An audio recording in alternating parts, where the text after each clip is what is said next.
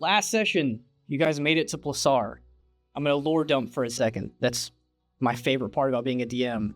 Plasaar, about 19-ish years ago, was destroyed by Leo's church, the Church of Porteus. Or so we have found out, not the entire church, just a very small faction of said church.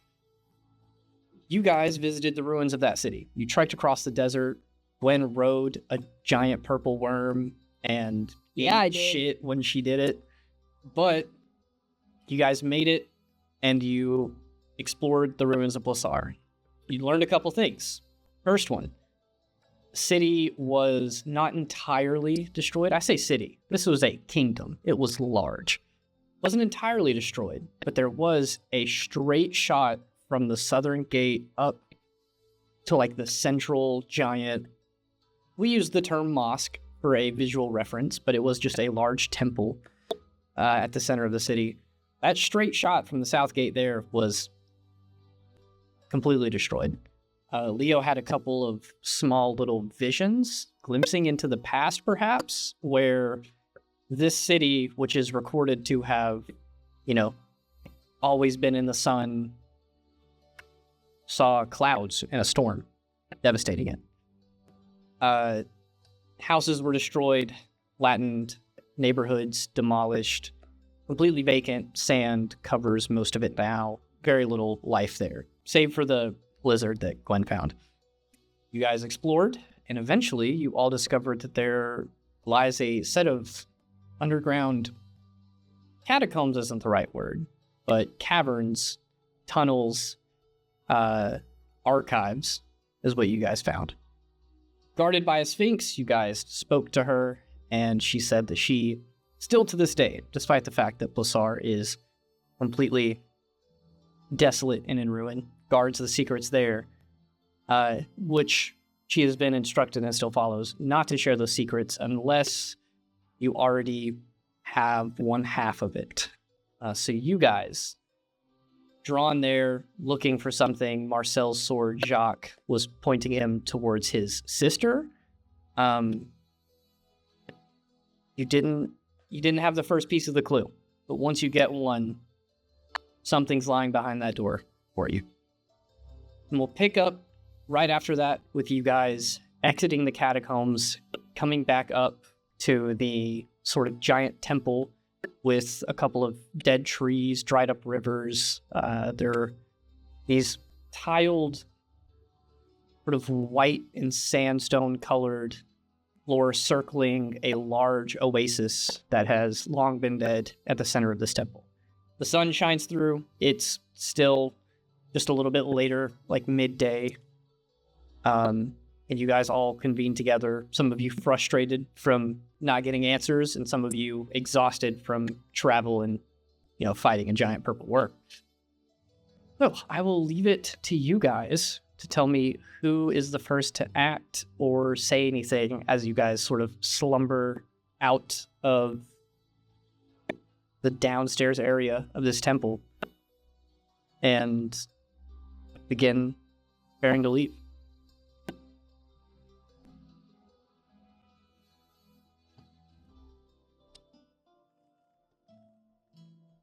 Not everybody wants now.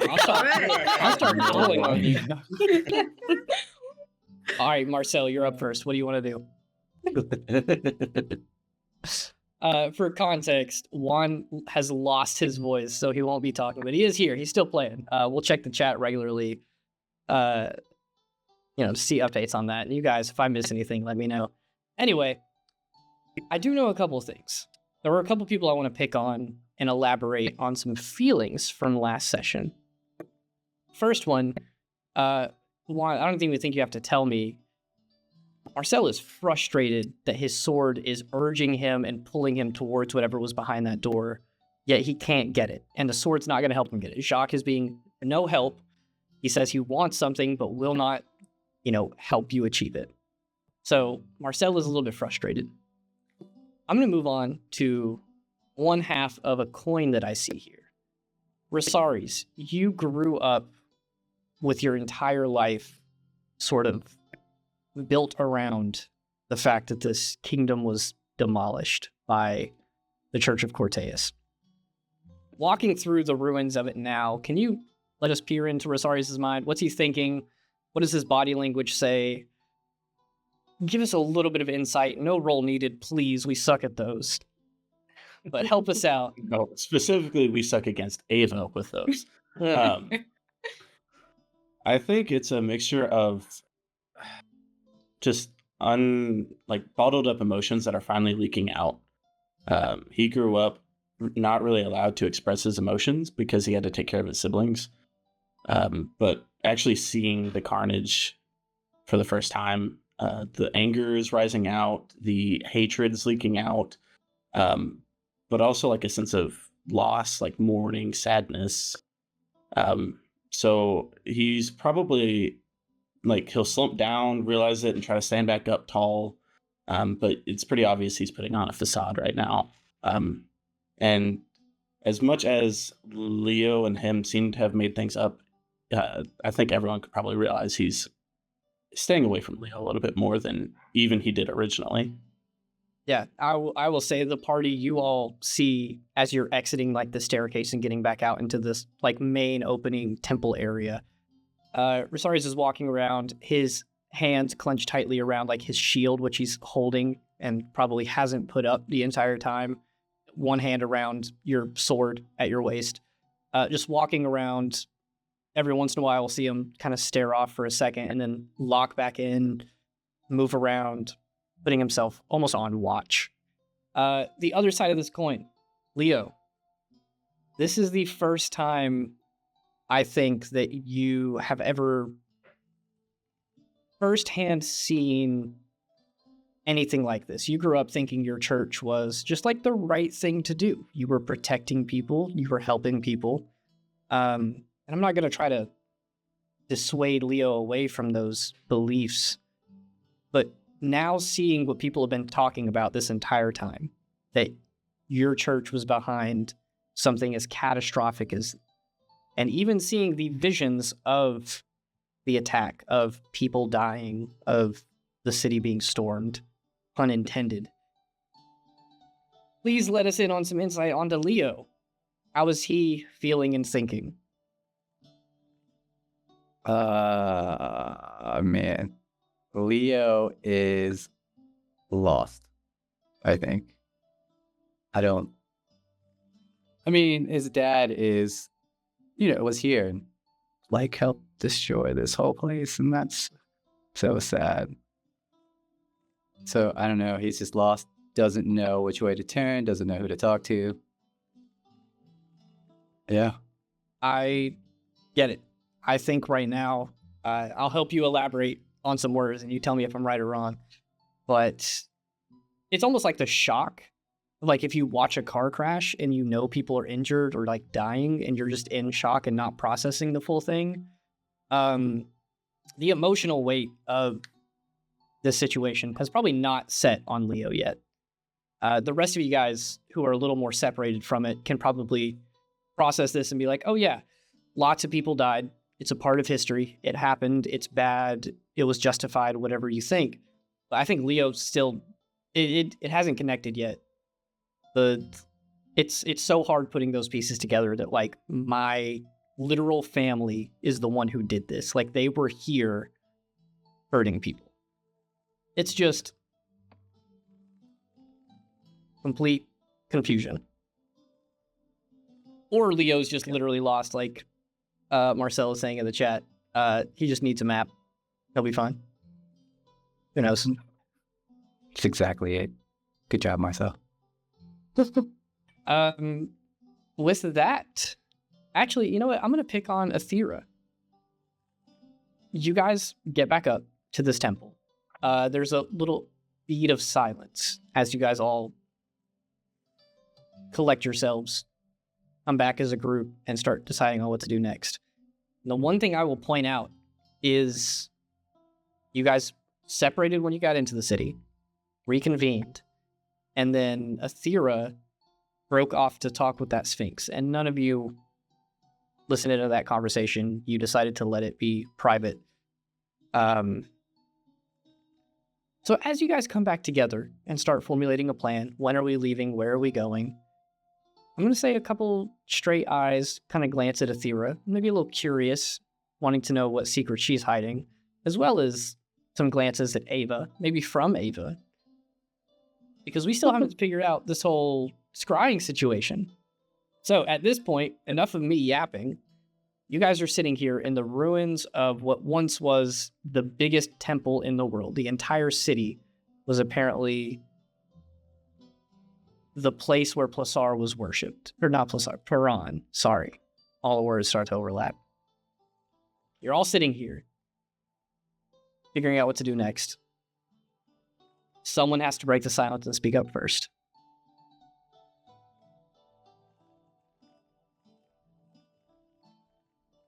You guys got some food? You guys we could eat. All right, what'd you bring? I have Come on. some. I have some rations. I have some basic rations if you want. Just talking about right. like besides rations. You know, sometimes I bring things like peanut butter bowls or muffins. Well, You guys didn't bring anything like that. no, you're the source of all of that. I don't see how I should be the only one who brings that type of stuff, but okay, that's fine. You took the cooking class. Yeah, but lots of people still know how to cook without taking a cooking class. While you guys are talking, you are kind of interrupted by a series of shouts and clangs as you guys watch, sort of off in the corner of this room. Marcel is aggressively swinging Jacques at a wall, and he's yelling out, and I quote, I'm reading the message, "Fuck, dick, stupid, oversized butter knife." And he's just smacking Jacques against like one of the pillars in the room. I'll deal with him. Can I just say dick? I'm gonna walk over and try to restrain myself a little bit. I'll give you a hug from behind. That's cute. Just wait to see. Okay, I'm gonna slowly back away from myself. Marcel is still angry. He says, "I will murder you all." He's just having, I guess, like a little bit of an issue with Jacques right now. You know, best to leave a boy and his sword alone. Don't interrupt. So he's over there. You guys just have to kind of talk over the clang, clang, clang, fuck, clang, clang, clang, stupid sword off to the side. In the middle of all this, I'm just gonna get up, like probably right in the middle of when Gwen is talking, and just get up and go off to like another corner of the temple. Just looking. Sorry, just had completely- to say it. Yeah, that was. Sorry. I don't even Like me interrupting you right now? Rude. Don't even look at Gwen and walk away. Yep. Inside check. Or he's in shambles. Don't even know what's going on. Everyone's falling apart. Yeah, this is really tense. Yeah. Now did everybody. What do you mean it's Mhm. tense? That's how me and Athera act all the time. Yeah, And now everybody's acting that way. Really? I didn't Do notice. you not see Marcel over there? Do you not hear him? I mean, doesn't he do stupid shit like that all the time? No, but he's like angry. Fair point. Maybe he I've wants never really pie seen or him like something. that. Don't have any. Sorry, Marcel. What's the Is there- move right now? What is the move? Is there a Or person? are we not telling me that? I forgot. Because you know the whole thing. If I can you go, do know, actually. I also forgot. So I'll cast see invisibility. Do I see the orb around Ava?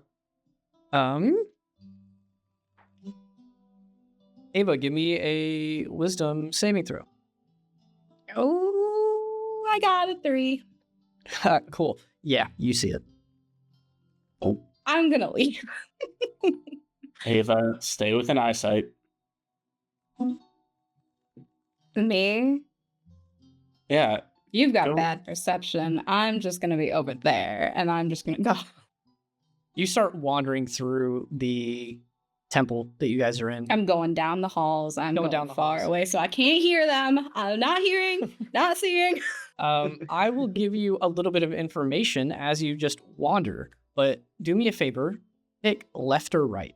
Or actually pick west or east. Same thing, but... I liked left better. Okay, so you're going west. Yay! Ava turns off down a hallway. You guys continue the conversation. I'm just going to tell you what you see very briefly. You start walking through, and you notice that there are a ton of different, like, specialized areas that you're like able to piece together what this room was for, despite the fact that it's like been abandoned. Some of them like have sand in them because the wall is busted and broken. You do notice that there are like prayer rooms specifically with the windows facing to the west. And then there are like big open spaces in front of those windows where no furniture is put that you imagine like this was a spot of worship at one point or prayer, whatever it is. It kind of rings with you specifically because you have heard through the Church of Paran about this sort of older method of prayer where you would do it like at sunrise, at noon when the sun was at the highest, and then at sunset. But the church has not really done that in a while. That's old school. This is the old school place. So you're kind of seeing visual representation of it here. Mm-hmm. There's also a ton of sort of broken and busted art depicting the sun, stained glass windows, art pieces, carvings into doorways, and things like that. But will you give me a religion check? 14? You're not sure what it is, but it should be the same. This was the Church of Paran before it moved to Indira. The symbols and the depictions look a little bit different. Not fully picking up on what it is yet, but like something, you're a little confused. Ava's off wandering. You guys are back in the main section.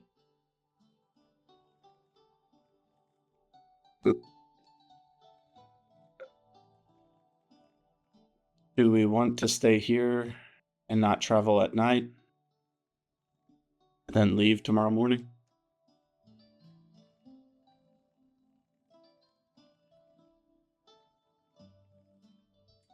Well, maybe if we travel at night, you can wear your armor because it won't be as hot.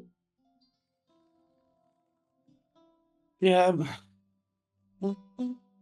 I just don't think traveling at night's the best idea either. But I don't care what we do. Just an idea.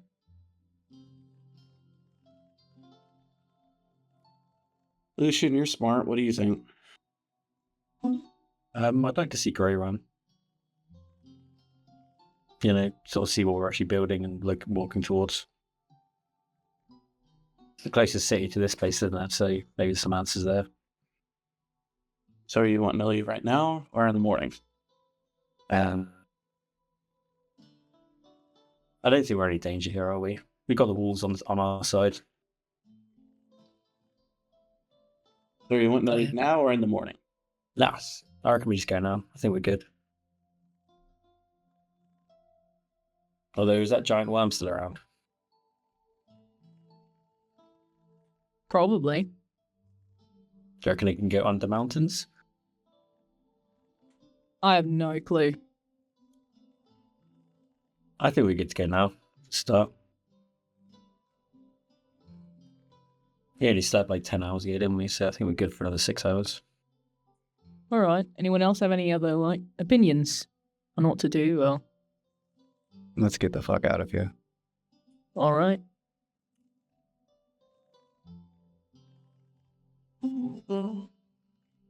And we leave. All right. We got to find a Terra and Ava first. And they go.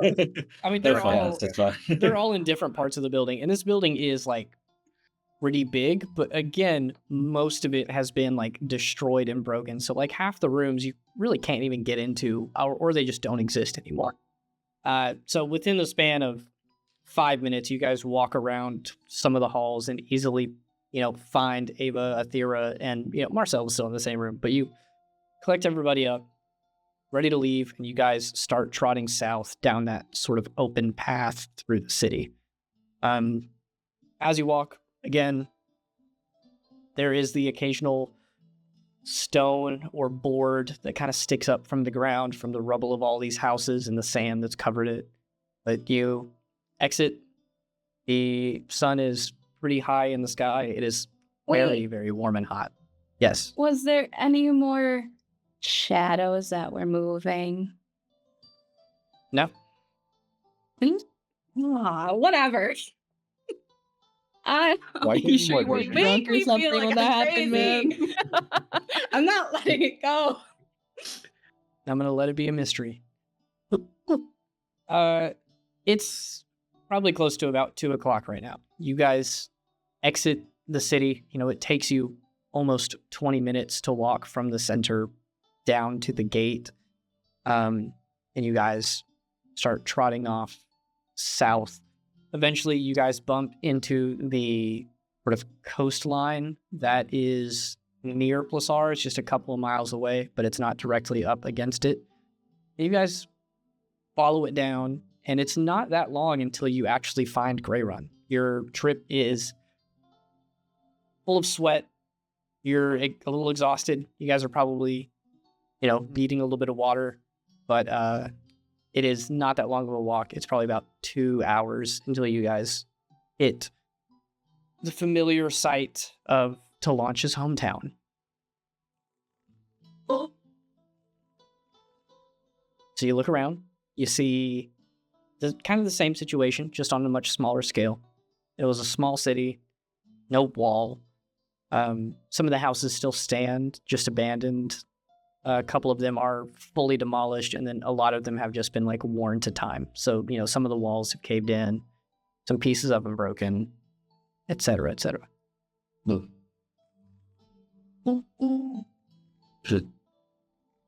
I expected more for some reason. But what do you mean you expected more? We've already been here. You saw what it was like. Too big. Oops. Yeah, this is where you fought the Verdant Prince. Oh, To was be it? fair, he was recovering from a major concussion. And we tried. Fair enough. This is true. Fair enough. Speaking I didn't of really I didn't really do anything in that fight. Speaking of what it looks like, what does it look like from a military perspective? What's going on? Give me a little bit more information on that. How well defended does it look like the order has made it? And do we have extra support from Terra's Weight? You guys are the only ones here right now. Cutting across the desert saved you guys 2 days. So even though you spent a good chunk of today in Plasaar adventuring, you're still the first ones here. The order won't be here for at least another 2 days, and you're not 100% sure when the Terra's Weight guard will be here. Or anyone from Terra's Weight, I guess. Does that mean there's a teleportation cycle there? Into Lantis' house? If it's open to the location, to Lunch's office, I it could thought be. no. The people from Terra's Weight came in, took it somehow. No, they took it from the school. The one here. Yeah, that's what I'm Lucius saying. Wright We is don't. still here.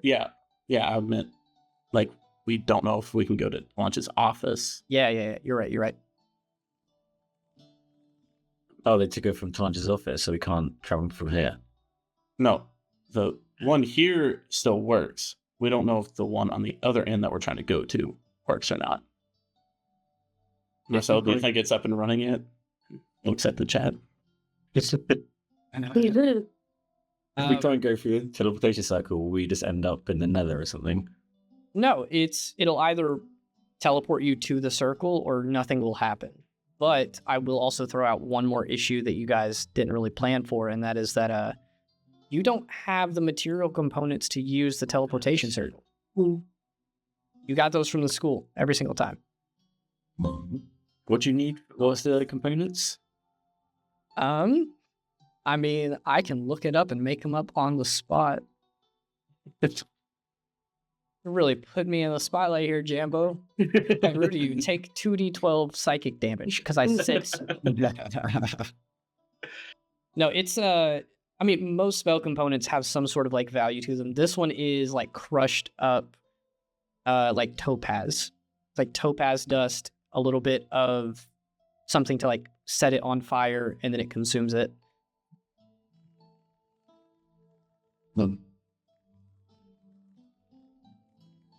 So are we just waiting around here for your buddies to show up? Apparently. What's the objective? We need to find out the name that the Sphinx is hiding. Should I also leave right now? Oh yeah.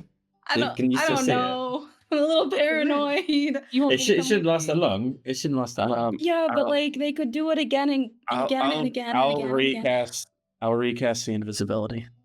Well, it only lasts like I think it's 10 minutes, so it's not there right now. You're good. Ava, you're fine. Am I? Okay, sure. Eventually, that's up to you, but you're not being scryed upon or whatever right now. Great. Oh, wonderful. Thea, did you have a better plan? I don't know what we're gonna do. No, I had no plan. I didn't think we were going to be here this fast. So I guess we're just here. Yeah. While you guys are here, I got word from Marcel that he is sulking in a corner. Any corner, doesn't matter. If you guys are out in the city, he'll just go between two of the buildings and sulk there. Maybe someone should go pat him on the back or something. Yeah, don't talk to him. Please. Sorry, he's tried that. I almost said that, and then I was like, wait a minute. No one actually go talk. I'll send Loki over to him. Marcel, you are comforted by the silent accompaniment of a green horse who just kind of, does a little horse thing where they kind of like fold down and sit on the ground, and he's just a couple feet from you. Well, I guess we should just set up camp then if we're going to be here for a few days. What's the plan when they get here?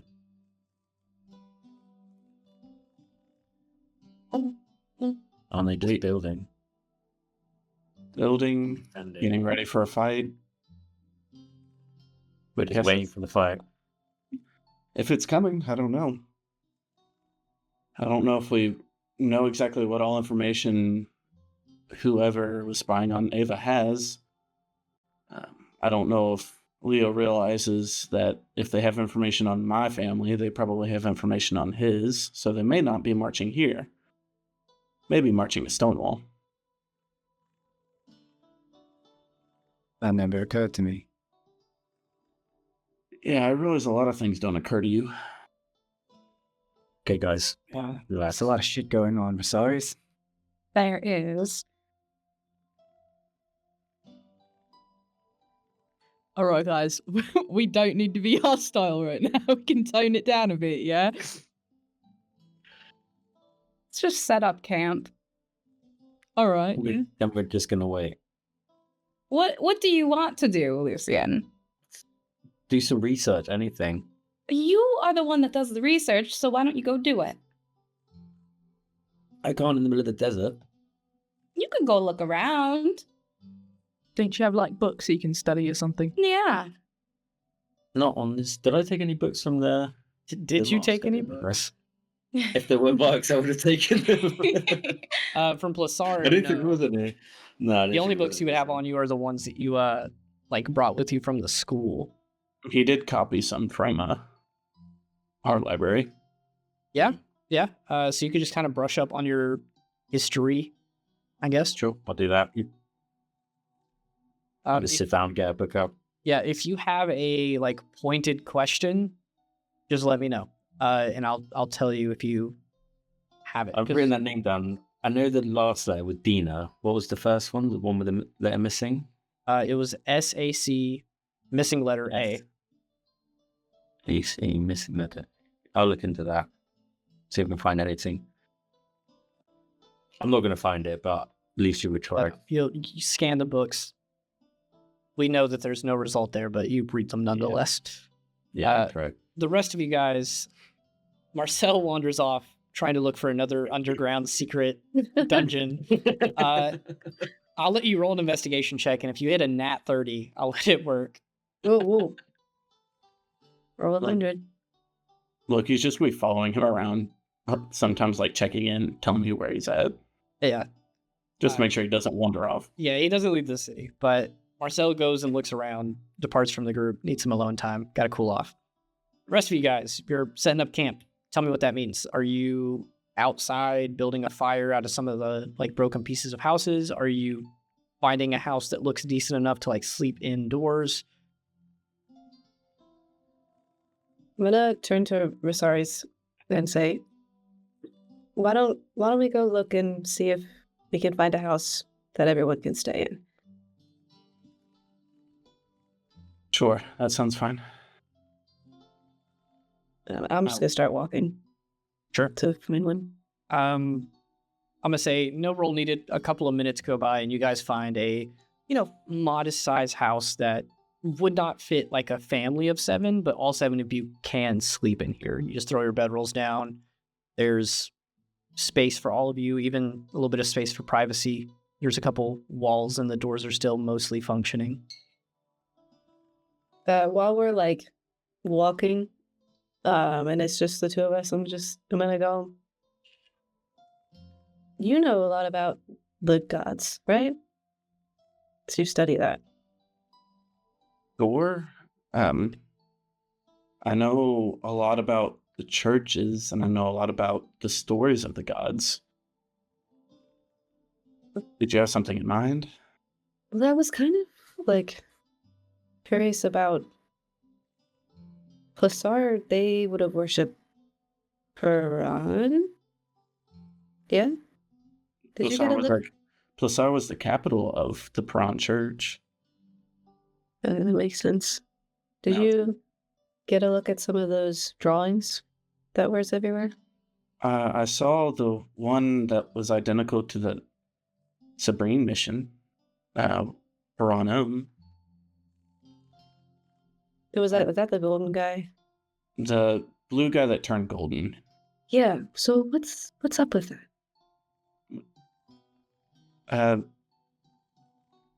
I mean, you have the book. It was the book I stole from Sabrine. I mean, it borrowed temporarily. He was like an elf or moon elf. He sought enlightenment or something, went searching for a place, found enlightenment, became a sun elf, ascended to godhood. And the place he founded that was called Parasolana, and that's what I said to the Sphinx thing, whatever creature, and she responded to it.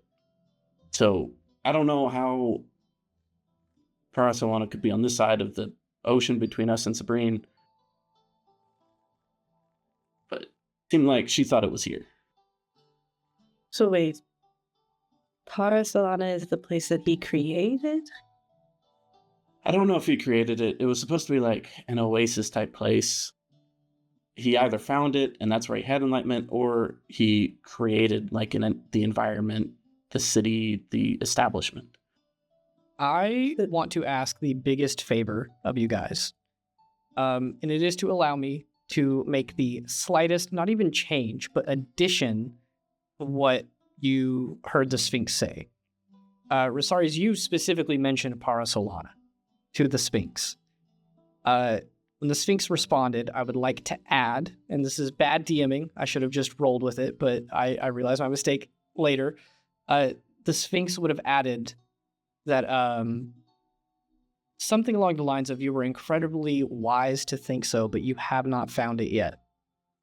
Also, camera switches from this conversation, walking around the ruins of Greyrun, to behind a building where we see Marcel has used his Hexblade ability to turn Jacques into a pseudo shovel, and he is digging, looking, and eventually he just stops, and he's in like a 4-foot tall hole.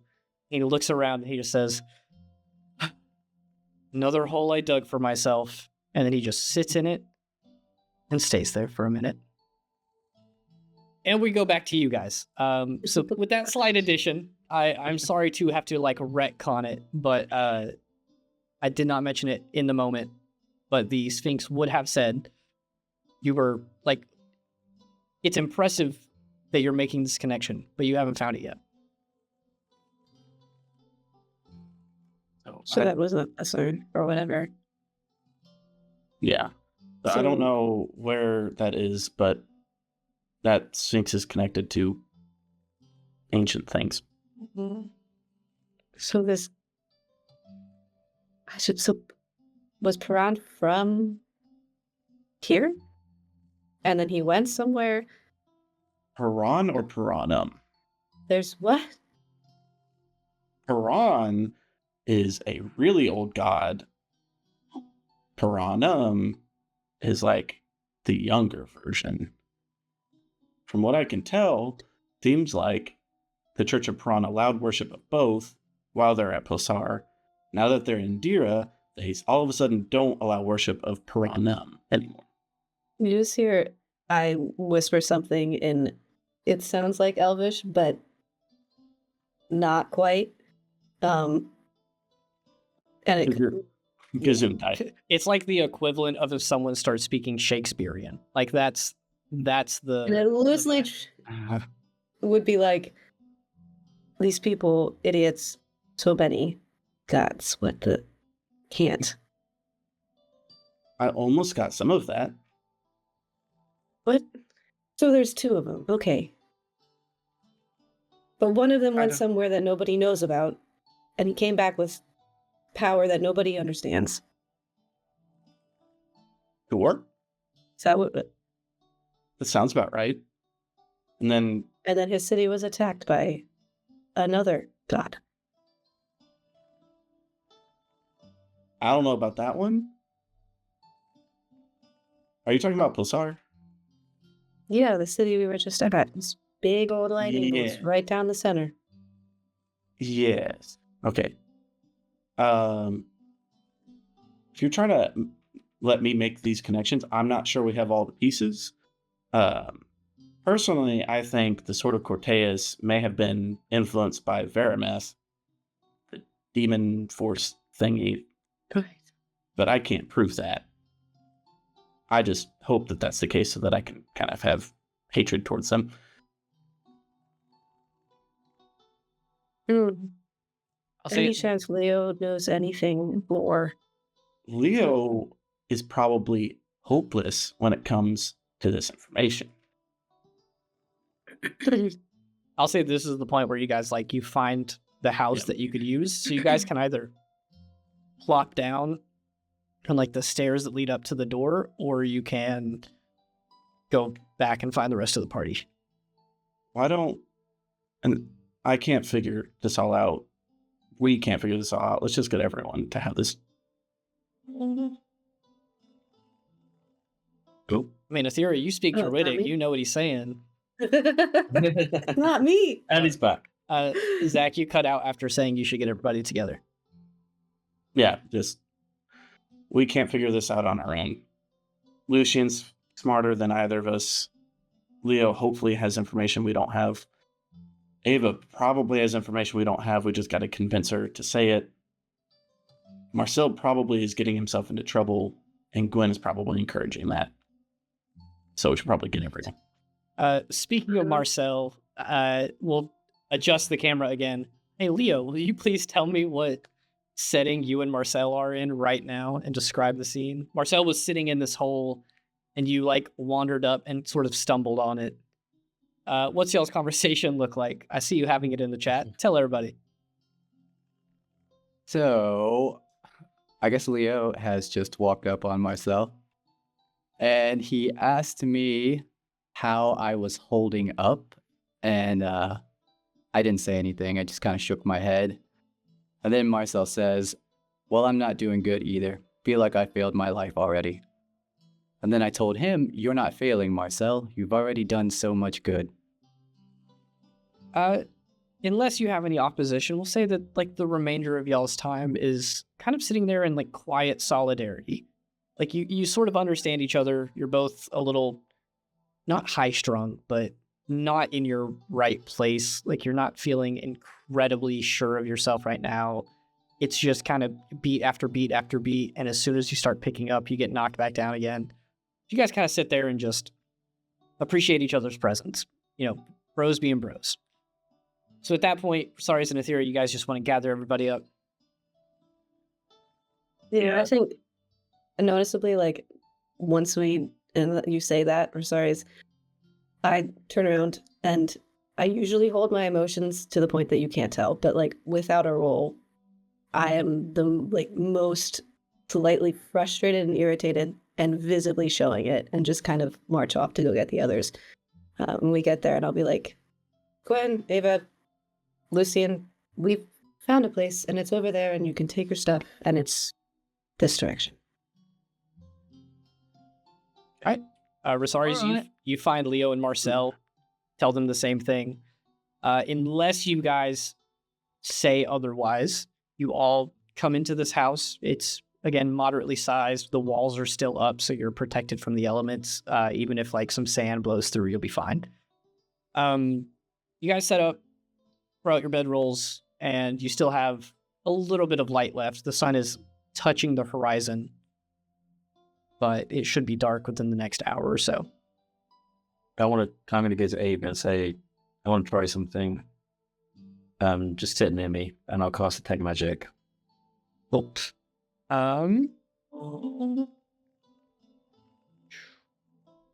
Ava, roll me a wisdom save. 10? Nope. Lucian, No? there is another scrying orb for the second time today, hovering just a couple feet away from Ava. Like, it almost looks like an eye, and it kind of adjusts and moves from one party member to the next, looking at the setting, each of you, but it is stuck magically near Ava. Is there any way for me to, like, track time at all? Or anyone in the party? I'm going to ask the party. Can anyone track time? Yeah, it's called looking at the sun. I don't know how to do that. Can you do it? Can I try? Yeah, you can go outside and look at the sun. Sure. Yeah, let's go. I've got a little plan. I'll cast a spell of magic on it, and then I'll just sit here and every 10 minutes cast Detect Magic and see if there's a pattern of when they cast a spell or if it's random. It is probably random. They'll just cast it when they want. Ava's just gonna take her stuff. I am gonna go find somewhere else. All right? This is a solution, Ava. We need to do something. No, about the solution is me going to find somewhere else. Goodbye. And she's gonna go and try to find a little place. Wait, if I cast spell magic on it now, and then I wait and cast Detect Magic every 10 minutes. I'm leaving. I'm gone. Goodbye. Okay. I'm following Ava. Gone. I left. I mean, Ava, if you want to leave, you can. I'm not going to stop you. Certainly not. I am going but to another house. Gwen has every ability to follow you. And I'm I don't using want that them ability. to spy on you, guys. I'm gonna make Yeah. Lucian sit up all night frickin' doing Detect Magic. I mean, what are they going to find out from a bunch of sleeping people? Anything. Like, looking probably at more than just you guys. See which one drools in the sleep, which one talks, Hey, which one they could use it as blackmail or something. Who knows? which one snores really loudly. I think it's Leo, to be honest. You think? I know one of them does it. I've heard it.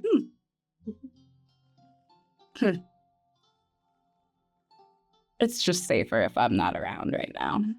Yeah, well, I'm We have coming a- with you. You shouldn't be alone, so... Do you want an eye spying on you all night?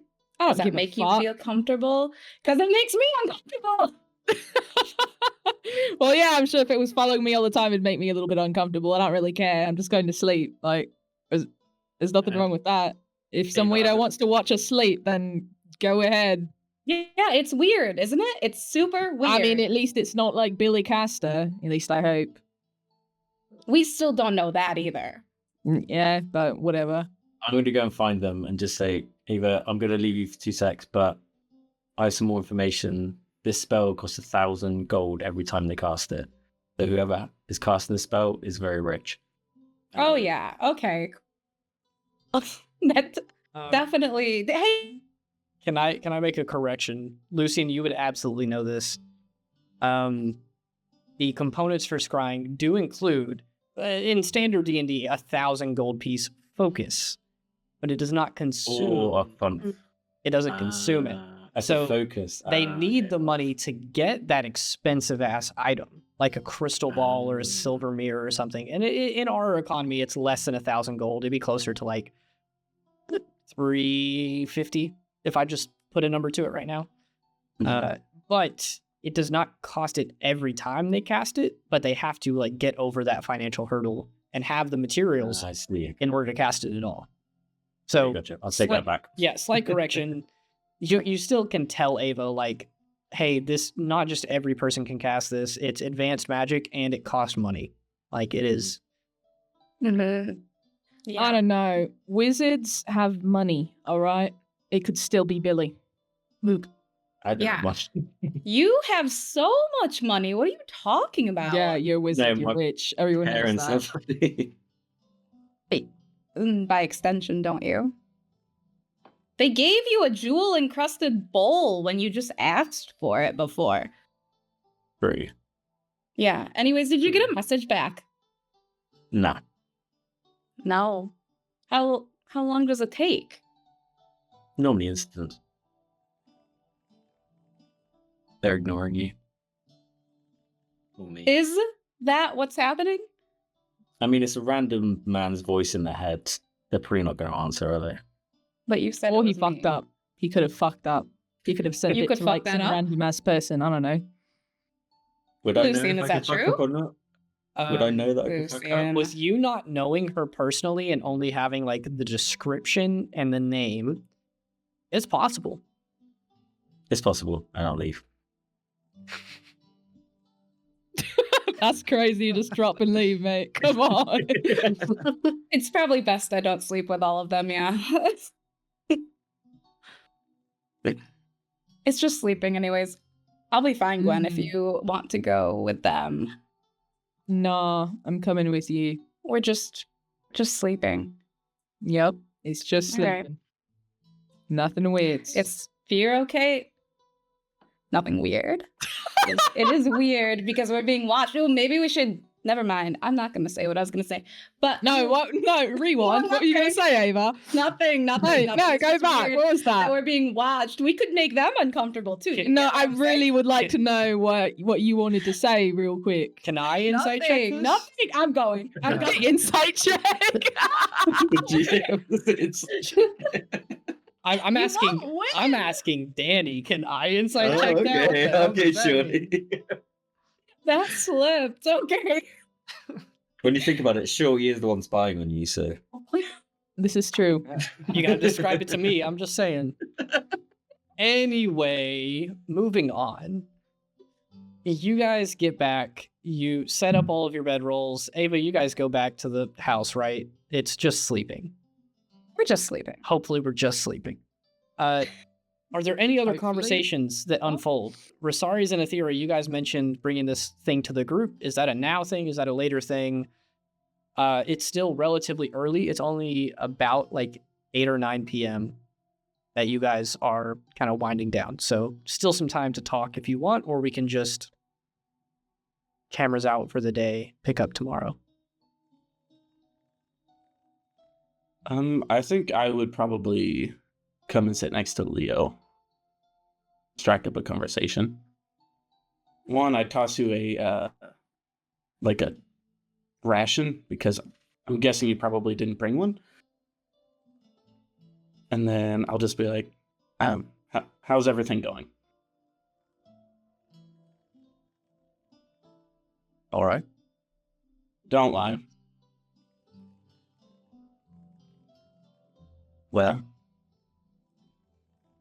I mean, honestly, how would you feel if you found out that your father was responsible for the deaths of thousands? Probably a little bit less worse than realizing that your friend's father killed your dad. That's still bad. All right. You know, Leo, go ahead. I was just going to say I'm not my father. Yeah, I know. And the son should not pay for the sins of his father. But yet I'm stuck paying for your father's sins over and over and over again. Right. What's worse is you are too nice of a guy to hate. I want to hate you. But you're so stinking nice that it's impossible to do that. Shut up, Shorty.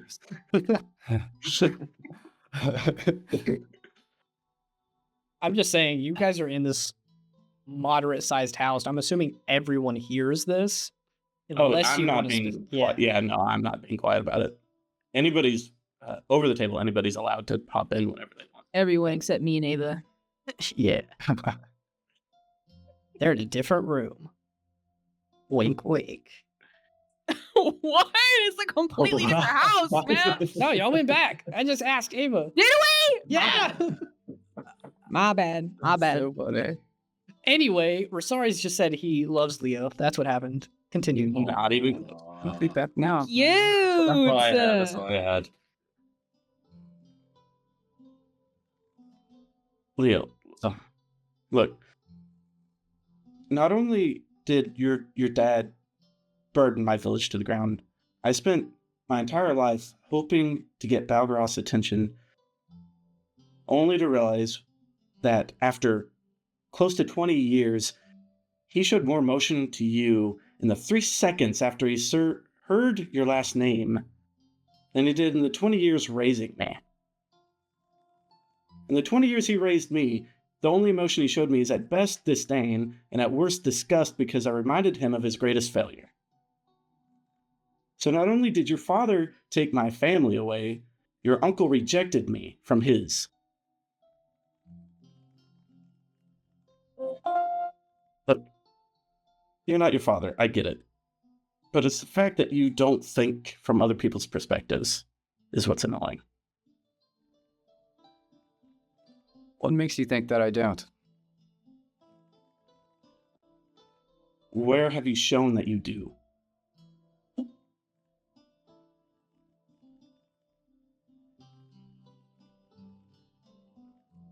No. When did it set in that what your dad did was truly evil? You didn't seem heartbroken at Zarenza, but you did when we got to Plasaar. Very convenient.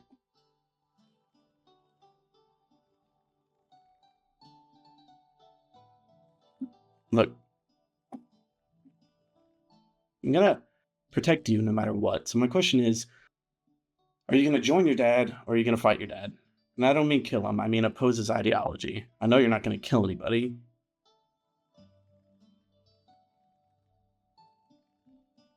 Do you understand that I'm still figuring all this out, right? I'm telling you, the longer you take, the more people are gonna die. I don't think it's that easy, Resaries. This world sucks. Deal with it. It wasn't easy growing up an orphan. Take your own advice then, Resaries. The world sucks. Deal with it. Stop putting all the blame on me. Stop putting your hatred on me. I, Leo, did nothing to you. You're right. You did nothing to me. But you're doing nothing to your own father to stop him. What do you propose I do, Resaries? I don't know. You just want me to go back home and fight him? You know, that would be a good idea. I'd love to see you get just punched in the face. I'm about to punch But I you. know you'd lose. Do it. Don't test me, Resaries. I'm not afraid to get electrocuted. Apparently it runs in my veins. Leo, look. I'm not going to force you to do anything. But unfortunately, you're at the point in your life where you're going to have to make a decision that lasts the rest of your life. Which way are you going to go? I've made my oath. I made my bed. I'm going to lie in it. Your pacifistic ways are a deterrence from making a choice. But it's time. Now, I can either help you if you make the right decision, or you can leave me be, and I'll fight on my own. I don't really care.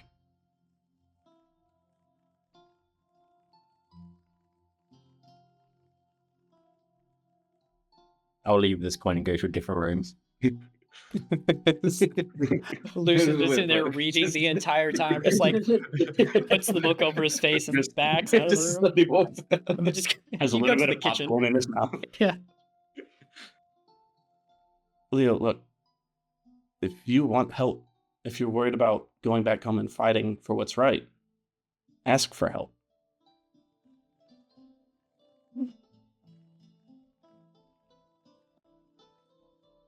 I don't.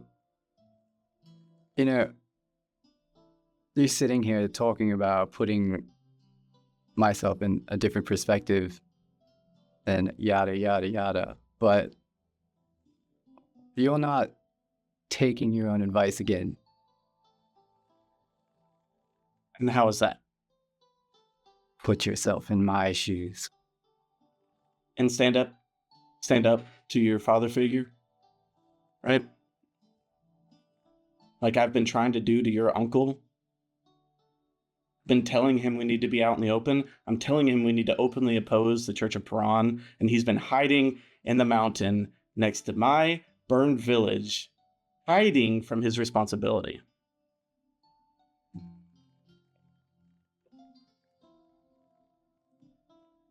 Are you done? Resaries. Look, I'm asking you to do what's right.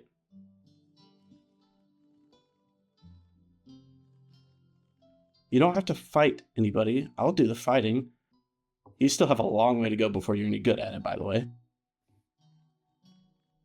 Sure. And he's gone. I accidentally walked into the room with Ava and Aethera and go, oh, sorry. Well, that's the wrong too, but okay. Well, yeah, I guess how did I get I'm here? with Aethera now. Sorry. Lucian gets them mixed up. Wow. Sorry. Fine. They basically look the same. Mm, I'll mhm. say that, Lucian, you walk in on Ava and Gwen, who are like sitting there just kind of chatting, and you're like, oh, Ava, Aethera, sorry, and you walk out. Wait, I'm the only one here with Resaries and Leo. Uh, We're in a little privacy corner, I think. Marcel's in the Listening house. intently. Yeah, Marcel's like, he's not right there beside you guys, but he's still in like the at least connected room, so he hears everything. There's no headphones in this universe, is there? No, I'm sorry that my high fantasy setting doesn't have noise canceling headphones. I'm holding the book with my elbows and then putting my ears. So la la la la la. I can't hear anything. Making white noise. Leo, what's your passive insight, by the way? 17. Cool. As the one who is metaphorically moderating this conversation, I just want to point something out to you that Leo would absolutely like perk up on. Resaries directly said that he thinks it is Balgaroth's responsibility to fight against like the Church of Paran is what he's talking about in that instance. You notice that and think it's interesting because you grew up being told that if you have any sort of ability, you have any sort of skill with a weapon, you can cast spells, that in the Church of Corteus, it is your, not a good thing to do. It is the thing to do. Like, it is your responsibility to help people and to protect people. So whether you think that rings out in an ironic tone, or if you think that it is just a good visual of Resaries' ideology in a word, the idea that anyone is responsible to do stuff like that, it sounds pretty familiar.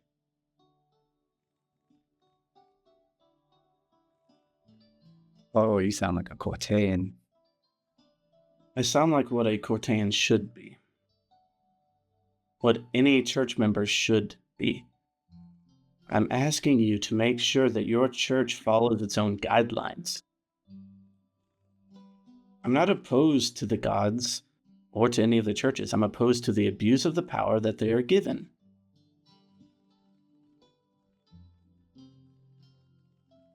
All right. So are you going to, I'm not saying go and kill everyone from the sword or whatever. I'm saying to fight it from the inside. I'm going to be busy fighting every church from the outside. Needs someone to be on the inside.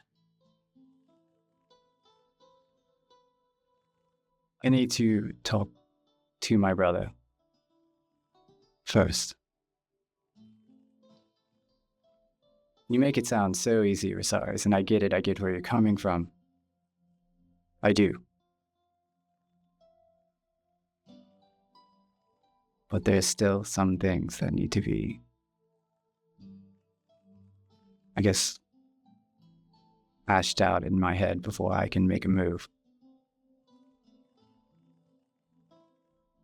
When you're ready, you can join my fight. Until then, I'll be busy fighting yours.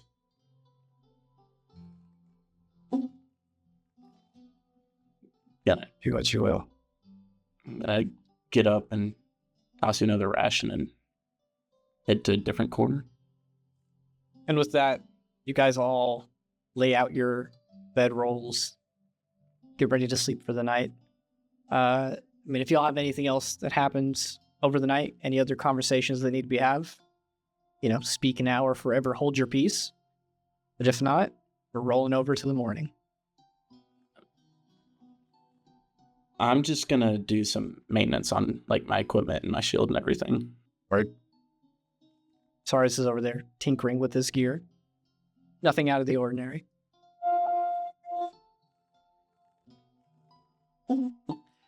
Cool. You guys all eventually fall asleep or trance as I think our lone elf would. You guys wake up to the sound of a spear stamping down by the head of specifically Marcel, but the entire group in the building. Those of you who are in different corners, you would come out of your corner, your room, whatever, having been asleep or tranced or just not paying attention, but the sun is not even fully up yet. There's barely any light to be had. The stars are still in the sky. There is a bang, bang, bang, bang against the floor, not too far away from the door. All of you guys jolt awake and you look. And there stands a tall, moderately armored, mustache and goateed gentleman. He got his hair pulled back in a nice shining silver helmet. His armor looks pristine. Not a single scratch or dent on it. He's holding a spear, slams it onto the ground again. All of you jolt awake. And he's just kind of sitting there looking at each of you, eyeing you all in turn.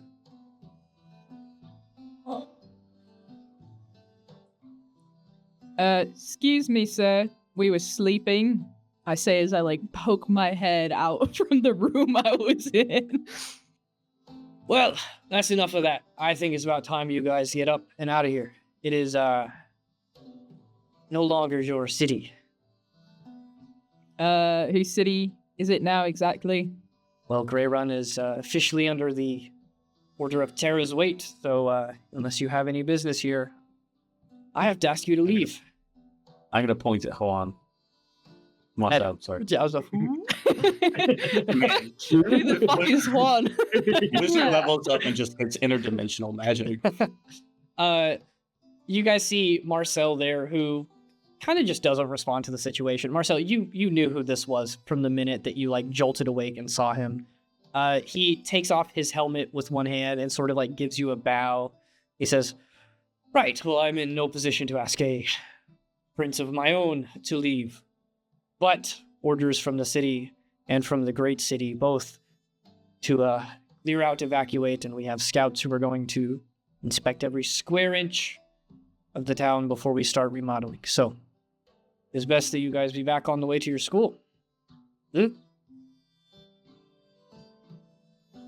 Yes, sir. Okay. What? So we Right. came here to be kicked out. Yes, you are being Apparently, Terra. metaphorically What was evicted. Please leave. Well, What's the we point? meeting people here? Are they gonna be kicked out? Yeah, we're not going to be leaving for another day or two. Is that so? Yes. Marcel? Overrule? I hate to tell you, young lady, but these orders come from much higher than Marcel himself. This will be... Really? Yes. Who? Hey Marcel, can you tell your dad to like let us stay for a little bit longer, please? Papa. Do you whisper this, or do you just say it out loud? I'm saying it out loud, or is it Marcel who you're talking to? I'm asking you. Okay, yeah, I'm saying it out loud. You say that, and before Marcel can even respond, he stamps his spear again. Marcel, you yell out like, wait, tell me who's higher than me?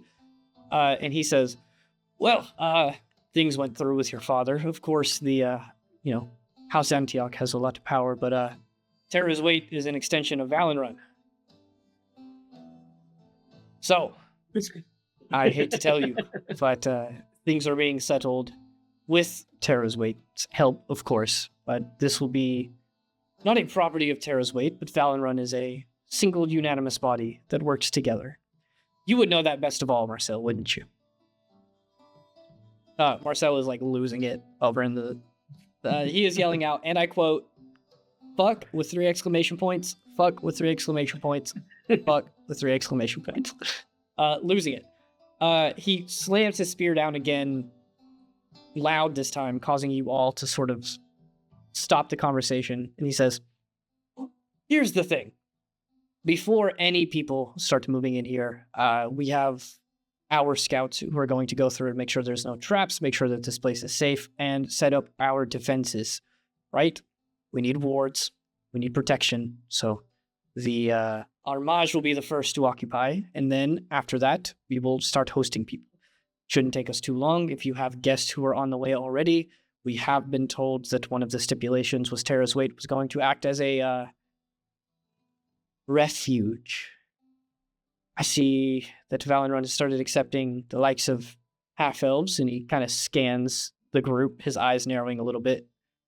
But, hundreds of miles away, I don't see how that will affect our lives back in Valenrun. So, we'll just simply let bygones be bygones. You have to leave. We need the city to ourselves for at least a day, maybe 2 at most, and then after that, we'll be free to have people come in, and the more the merrier, because then we have to start rebuilding. So, young, blonde, shoulder boy, your friends can help us build houses if they want to stay here. They're going to be helping you rebuild, and especially your defenses. That is comical.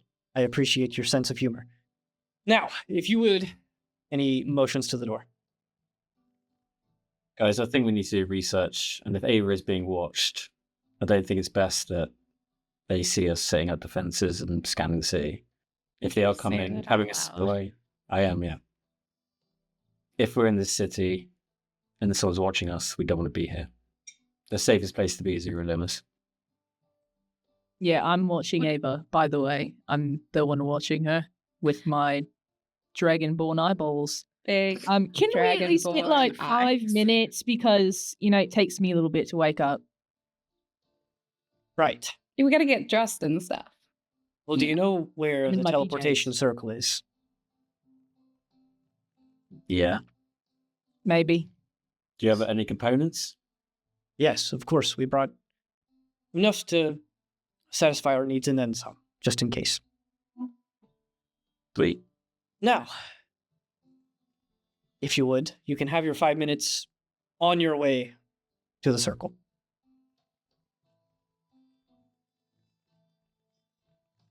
Okay, and then maybe after like the 5 minutes, can we also maybe get like 20 on top of that? Because When Ava Terra told. let it No, go. listen. Ava told me last night that she wanted to go snake hunting. So He think it's slams his spear down, and a little bit of Guys, arcane energy. Guys, I think we should. It solidifies around his spear. He's got like some electricity sort of arcing off of him, and it like spreads into the floor below and kind of burns into the wood. And he says, "You could have your 20 minutes after you've used the teleporter. Orders are to We clear can out." do it at early. did you just threaten me with my own magic? Yes, I did. I'm packing up. I'm that confident. Yeah, I'm also grabbing my stuff. Yeah. I'm so talking about the teleportation circle. Gwen, can you give me an Arcana check, please? Okay. You're gonna talk about magic, please. Also, Marcel is saying that he is on the side of us leaving. He's sort of getting you guys out, and he's like, "No, hey, if Valorun is overseeing this, we should not be here. Let's just go." So he's getting you guys to go. Gwen, what was that Arcana check? I got a solid 14. Ooh, not bad. Just based off of that alone, this guy's rocking some pretty hefty magic. I'm not going to throw any like terminology out here to give you any real insight because the 14's good, not great. But whatever class he might be, you could tell that he's pretty good with magic. Better than you. And despite the fact that he's armored and wielding weapons, probably better than most of your party members. Like he's got magical gear on him. You can see that he's wearing like these bright pair of they're like gold wristbands. They're about an inch thick on either wrist. He's got a magical spear. Obviously, he's got armor that you can just tell is enchanted. This guy's head to toe, for lack of a better term, dripped the hell out. Okay, fine. Whatever. But at least I don't need enchanted armor. So at that point, he ushers you guys out, and then he's going to let you start walking to the circle, but he tails behind you about 30 or so feet.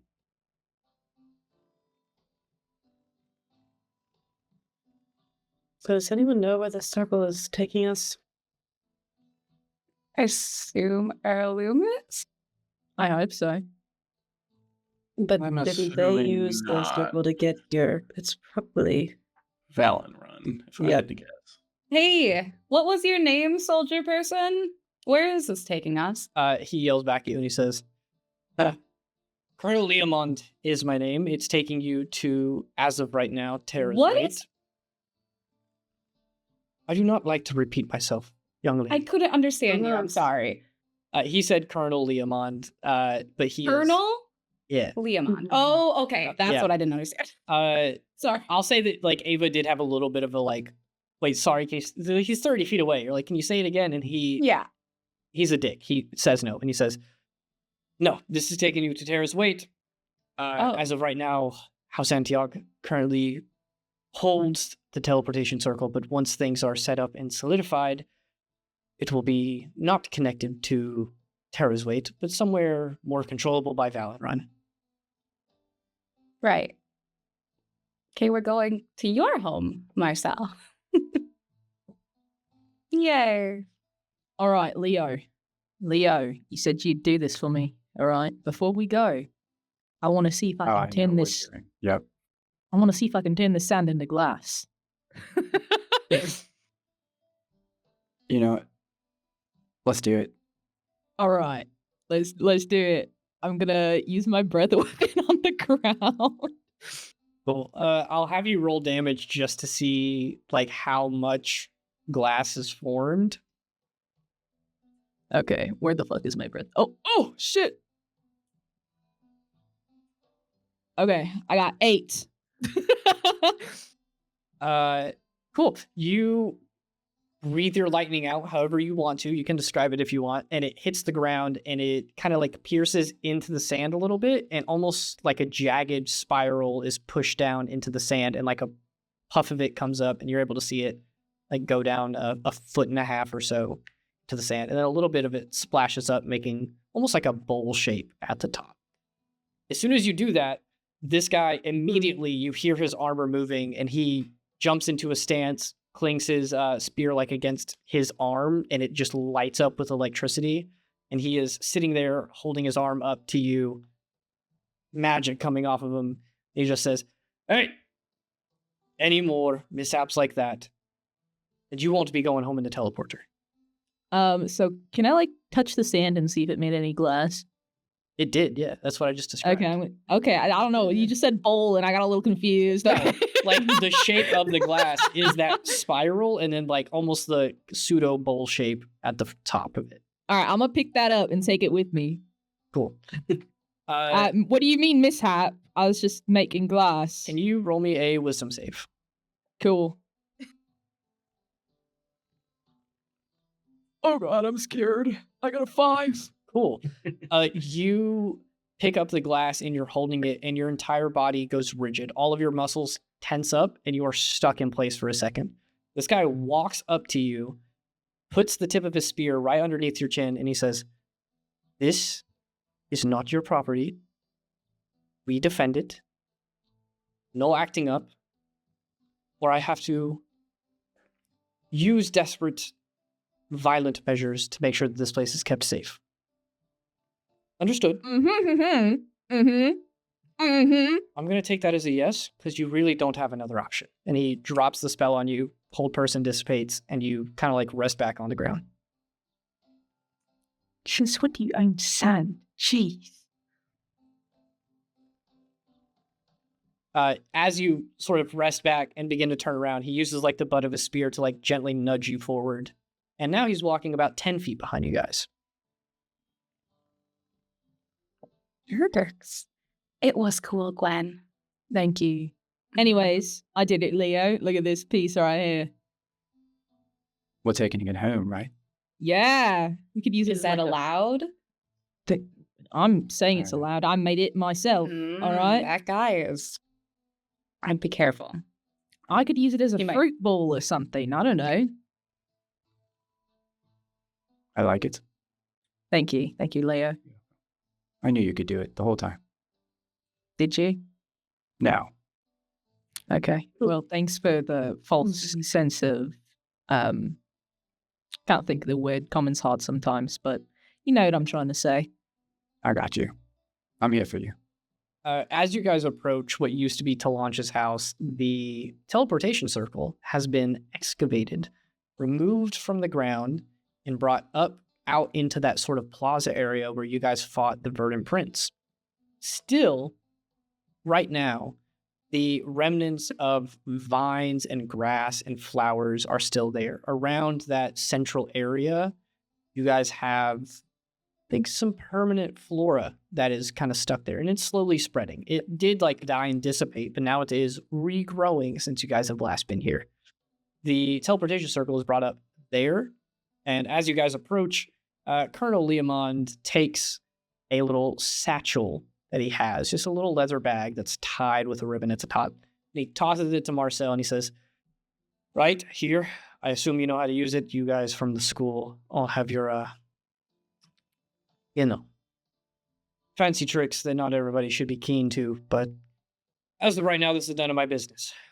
Go, get back. Terra's weight will ensure you get back to the school, and you can come here again with the proper invitation."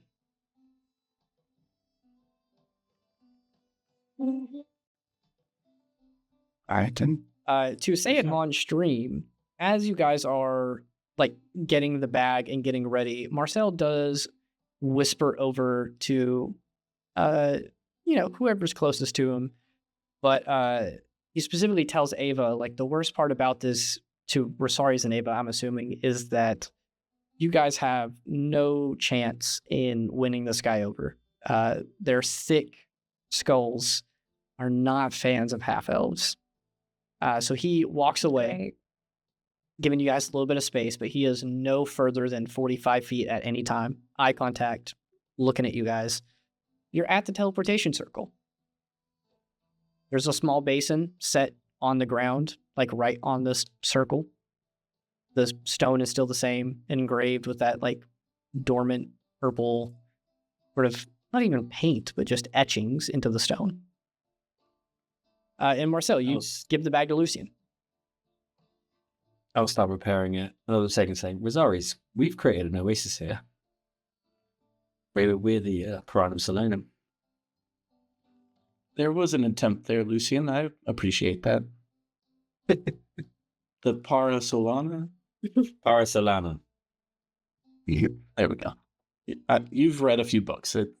Branching out from magic. That's good. It's like when you read a book and you actually said out loud and you mispronounce words. That's fair.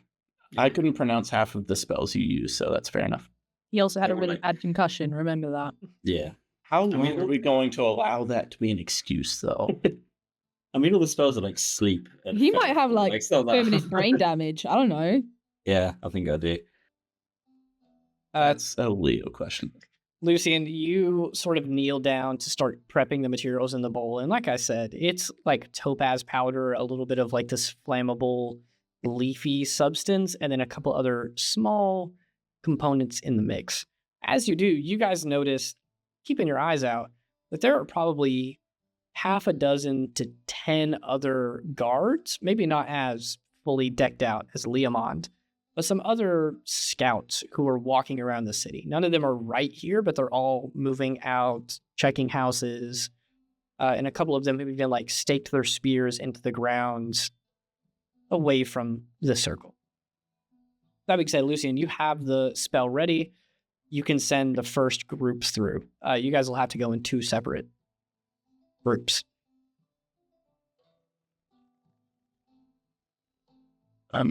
Who's going first? Maybe the halfies should go first. Excuse me? What? I didn't say anything. Really? Really? Now this guy probably loves you. Yes, he went to that really loudly. Yeah, the halfies go first. You trying to get on his good side? Gwen, why don't you take Ava, Marcel, and Resaries in the first group?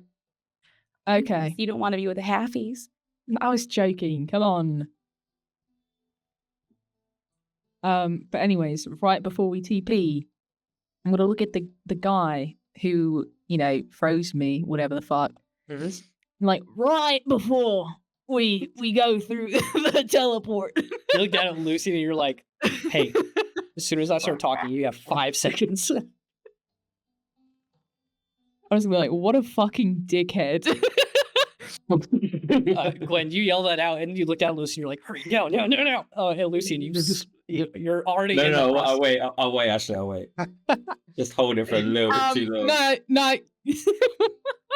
He's about 50 feet away from you, but you see he like stamps his spear down and he teleports 30 feet closer and like walks I'm up. flipping him off. I'm giving him the bird. As he walks up and you hear him grumbling like, oh, you damn halfy lovers, and then you guys are gone.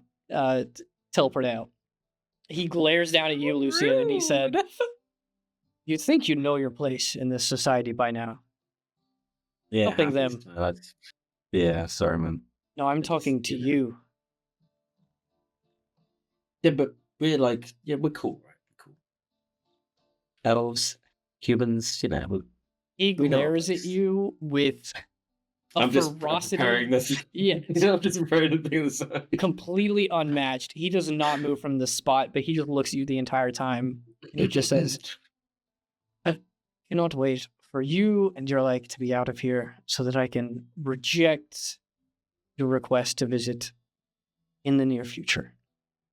And with that, you have the spell ready, and the other Good luck. 3 of you can depart. Leo, Athera, and Lucian. Lucian spends a little bit of magic, cast in this thing of flame. You guys, out. The entire scene changes, obviously. You are in an open, decorated room. Marcel recognizes it instantly. You're in the Demont Keep. You're in Marcel's home. This isn't a room that you haven't used very much at all. It, at one point, was just a storage room. But as of now, it's been converted into a prepping for Greyrun. So there are some weapons, armor set off to the side. There's plenty of spellcasting components. A lot of them can be used in like abjurative wards. This place has been build up to the 9, getting ready for Greyrun to be fully revamped in Valenrun's image. So you guys pop in. There's a guard sort of leaning against the wall, smoking what the high fantasy equivalent of a cigarette would be. Sort of snuffs it out on one of the desks, and you see like the burn mark appear and then just fade and wash away.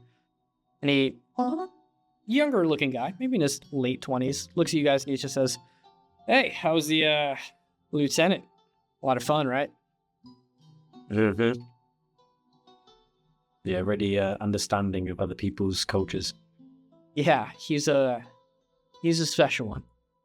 Anyway, Fritz, and he gives you a little bow, Marcel, and he says, "Hey, your folks are all caught up in this whole thing. They said that they needed to like expedite the process to get Greyrun set up, so all hands on deck. They have been focused on this so much. If you manage to catch them, props to you. But I haven't seen neither hide nor hair of your mom or your pops in 2 days, 3 days now. It's been a minute. Who knows where they've been?" I'll say, you don't want to go and talk to your family? Well, whenever you're ready, we got a carriage prepped up. They assumed you guys would be coming through here, so we have travel set back to the school for you. So whenever you guys need it, just go up to the stables right outside the gate, on the south end of the city. Let them know. Good to go. Marcel tells the guard, "That's strange. I'll talk to them for a bit." Marcel, you want to hunt down your mom and dad? Give me an investigation check to find them. I'll give you advantage because they are literally your family members. You would know where they hang out the most. But the guy wasn't lying. Setting up an entire new city takes a lot of time and effort. So they might be running around like chickens with their heads cut off. I don't have Roll20 put up, so you might have to send it in. 17. Nice. Not bad at all. Well, the first one, your sister is going to be here. That one is for sure. So do you want to go and see her? Okay, nod your head. Yes, for sure, for sure. Let me pull up my notes really quick, and then we will get to that. Cool. Elise is up in her bedroom, kind of sitting there watching out the window. A couple birds fly past. You gently knock on the door, open it up. She looks over. She yells out, "Come in." Marcel is the first to walk through, but as soon as you guys come in, she's like, oh, yes, tell me the dragon's back. Tell me the dragon's back. And Gwen, she's talking about you. Whoa. Is she like in the room with us? Sorry. Yeah, you guys walk Okay. into Elise's room. Marcel falls over. Marcel. All right. I need a little bit of elaboration on that one. But Knees, I Gwen, guess. Elise, as soon as you walk into the... Marcel says, "Hi, Elise. Sorry I tripped on air," as he falls over, walking into the room, stands back up, catches himself. She gives you a hug, Marcel, and she's like, "Hey, it's good to see you again. But she wants to know so bad, Gwen, do you have your little dragon friend with you?" Of course. He's always with me. Well, not always, but most of the time. Most of the time. Zim crawls out, you give him a little snack, and he curls up on the bed with Elise, and she kind of like just gently pets him, and he, leans into some scratches on his head. He is loving it. All right. You want him to be big or do you want him to stay small? Small. So much easier to cuddle. It's great. Sometimes cuddling big things is pretty nice too. Marcel, I see you send in a message here. You can give me a yes or no. Are you gonna talk to Elise and try to find out where your parents are? You say, "Isn't the world weird?" Jacques stands straight up, 4 foot off the ground, with Marcel holding it, movable rod. Yes. So you have Jacques let him go, and he's just stuck there in the air. And she's just like, "Neat party trick. I I think I've seen Dad have something like that before, but, you know, obviously it wasn't a sword. That's kind of fancy. You said yes, you're trying to figure out where Mom and Dad are, so you kind of, you know, give her a hug, sit down right beside her. You also pet Zim a little bit, but he kind of leans back into Elise. Ask her about Mom and Dad, and she says, yeah, they're running around. The amount of paperwork and processing to get Greyrun set up, I don't know. It goes all over my head, but that's all they've been able to talk about for weeks ever since you left. The past couple days has been worse. I don't even know if they've come home. It's just been me and the, you know, housekeepers and tutors. That you guys look so tired. We've had a Desert does that to you. The desert. Mm-hmm. Do I get to Gwen hear rode a stories? giant worm. I rode You a giant purple worm. Please tell me. Tell me everything. I rode it and then I fell and ate sand Why would you do that? because I wanted to ride the worm. No, why would you eat sand? Because it like flipped me off or whatever. I don't know. It flips you Flipped off. me off. Yeah, it flipped Do me off worms and have bite me. hands? It was like more metaphorical. Like I could tell just with its expression that a purple worm has on its face. It's like, oh, frick you. While you guys are having this little aside conversation, Marcel, I guess you cast fly on yourself and you're like resting on the ceiling, kind of like adjusting your hair, fixing it, and you're like, yeah, Mom and Dad seem really, really busy. And she lays down on the bed and looks up at you and she's like, hey, if you're done up there on the ceiling, are you guys going to tell me all about what's happened at school? Or is it just Gwen getting flipped off by a worm and eating sand? Which, you know, I guess if that's what Dragonborns do, that's what Dragonborns do. I'm not going to be here and judge. I also made this bowl.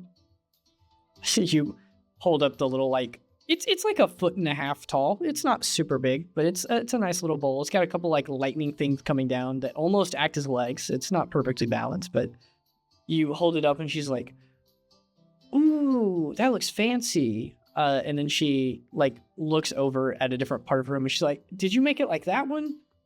And you see a like complete crystal bowl. Yours is made out of like electrified sand, glass. This is made out of crystal, like precious gem. This thing's worth a lot of money. It's sitting over on her nightstand and it is currently just holding like snacks. I don't think it's worth nearly as much as that one, but that's a really good use for that bowl. Let me tell you what. Hey, yeah. Although it's like kind of short, so I can't really. Like I wish I could set it beside my bed, but the table's like 1 foot away, so I have to like lean over really far to grab it, or have someone else come in. It's a problem. Well, your family's rich. Can't you just tell them to get you like a different table or something? Yeah, sure. When I see them, you can ask Marcel up there. She points up at the ceiling, or Marcel is like stroking his invisible beard. Maybe it just seems like a Marcel thing. I'm guessing at this point. But she points up at him and she's like, yeah, you know, as much time as we spend here in the keep, it's a big place. We don't actually see them all that often. Most of the time our food gets prepared by the cooks and either brought directly to us or we go to them for it. Actually, that family dinner that we had with you guys was the first one we've had in probably months. Been a while. Sorry for making that kind of weird. It's fine. They're always weird. Okay, cool. Also, Marcy, I meant to tell you, I've been trying to write, but you know, I'm waiting on Terra to help me. Gallum's been weird. He's not been annoying people as much since you left. Like, out of all the tutors and housekeepers that we have, they haven't been mentioning him nearly as much. like been running off, doing his own thing, not bothering people. He was very out of character. Normally, he's the thorn you got to pick out of your side. Maybe he took the letter I gave him to heart. You gave him a letter? Yeah. I hope he can It's read. kind of like he was like kind of passed out or whatever, and I put a piece of paper on him. Well, here's to hoping that he speaks Draconic. It was in common. I just told him to go to school. Oh, well, to him, those are basically the same thing. I He doesn't like to read. But it's fine. You don't have to. no, that's kind of weird of someone of such high status to not be able to read.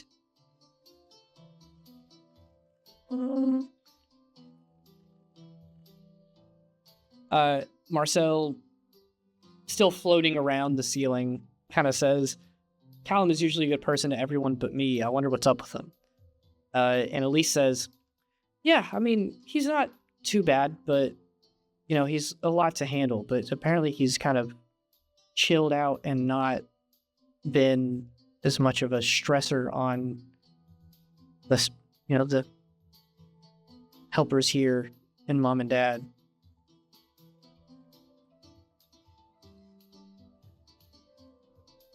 Anyway, yeah, it's really weird. She agrees. She's like, yeah, Callum's been kind of out of it.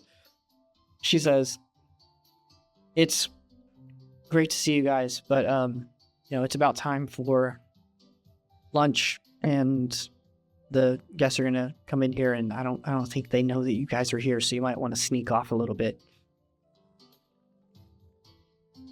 Not that they can do much. I mean, if you're with Marcel, you should be fine. But it was great to see you guys. You know, nice to pet a little guy here. And Zim is like fully out snoring in her lap. Wow, you're like his other favorite person. That's cool. That's cool to see. He's not really like that with anyone else. So, Marcel, you drop concentration on fly and you like fall on the bed, and Zim like stands up and like a little bit of electricity crackles at his mouth. And Elise kind of like pets him and calms him down. She's like, he's just nice. I don't know. I just try not to bother him. I can tell when he wants pets and when he doesn't. Doesn't seem too hard. yeah, everyone else, you hear that? It's not that hard. Anyway, Marcel, I'll keep having Terra help me with letters and things like that. I'm glad that you wrote us a couple of times. Maybe sometime I can even come up and visit the school. That'd be fun. And yes, I will finish my homework. You don't even have to tell me. Tutors make sure I do that. Terra makes sure I do that.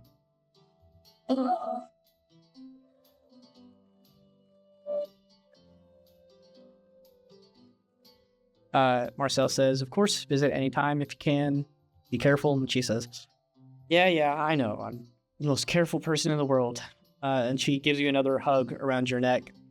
Kind of lets you go back, and she leans back against her bed. Says, well, you guys go sleep. It really looks like you need it. You're, all kind of red, and your eyes are all dark. Yeah. Someone woke us up early. She leans over towards you, Gwen, because you're probably like the closest one to her. She's like, hey, are they always this quiet? No, I think they're just, I don't know, maybe they're tired from the person waking us up early. He's kind of a mean person. Who was it? Was it the mustache guy, or was it the tall guy? Mustache He's guy? the mustache guy. Oh, I don't like him.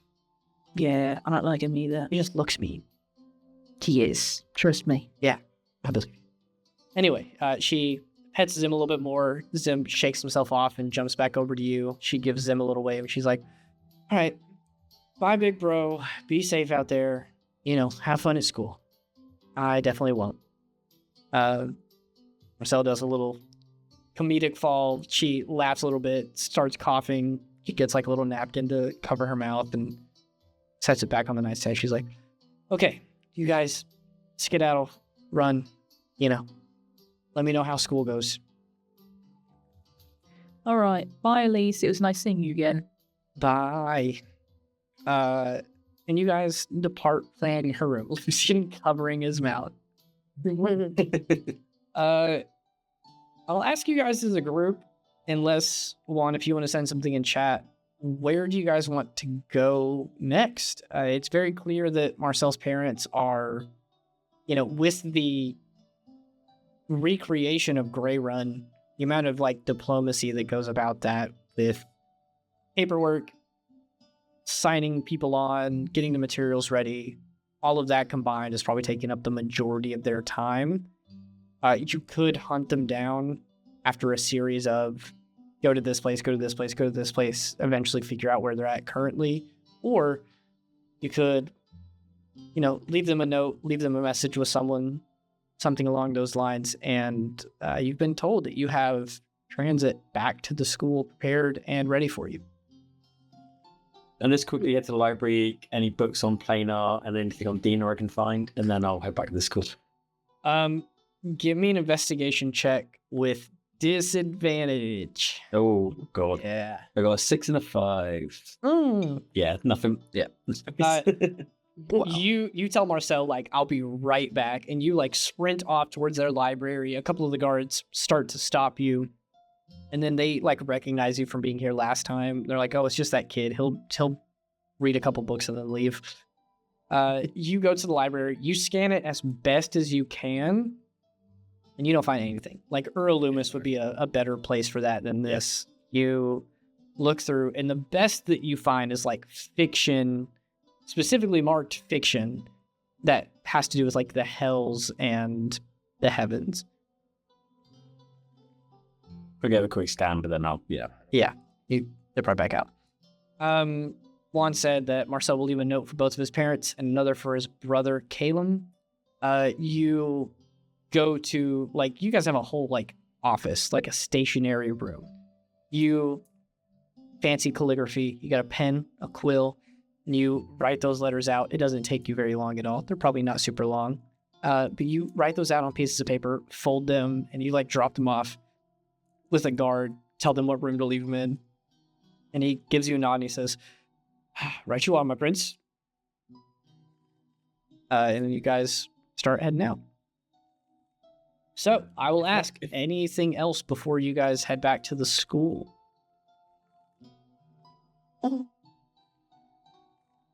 No.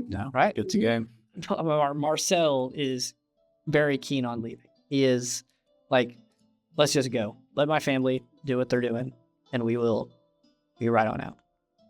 You guys walk through the bustling streets of Terra's Weight, cobblestone pathways, big stone and wood buildings, vendors, markets, shops trying to sell you things. You walk past it all, exhausted and weary from your travels.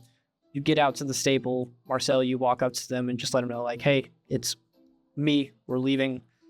And past all of the glances and stares from, having a dragonborn and a half-orc in your party, but also a literal prince of the city, you guys get ushered into a carriage. A couple people are waving, walking up. A couple of them even asking for donations. They're like, hey, do you have a couple gold to spare? And you guys get ushered in by a guard into this very nice, lavish carriage, enough to seat 10 or 12 pretty comfortably. So you all have your own space to sit, put your bag down, lay down if you want to.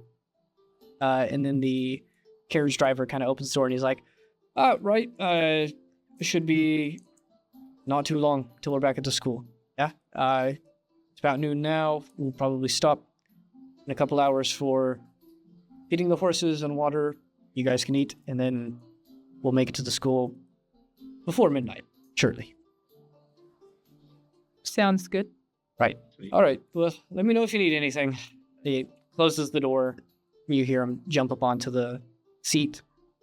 And with the clacking of hooves and the murmuring of people slowly fading out, guys are off on the road back to the school. And we will take a break right there. Now we'll take a little 5-minute be gone, be done for a little bit. We'll pick right back up at the school, grab a snack, bathroom break, grab some water, Lord knows I need it. So we'll be right back.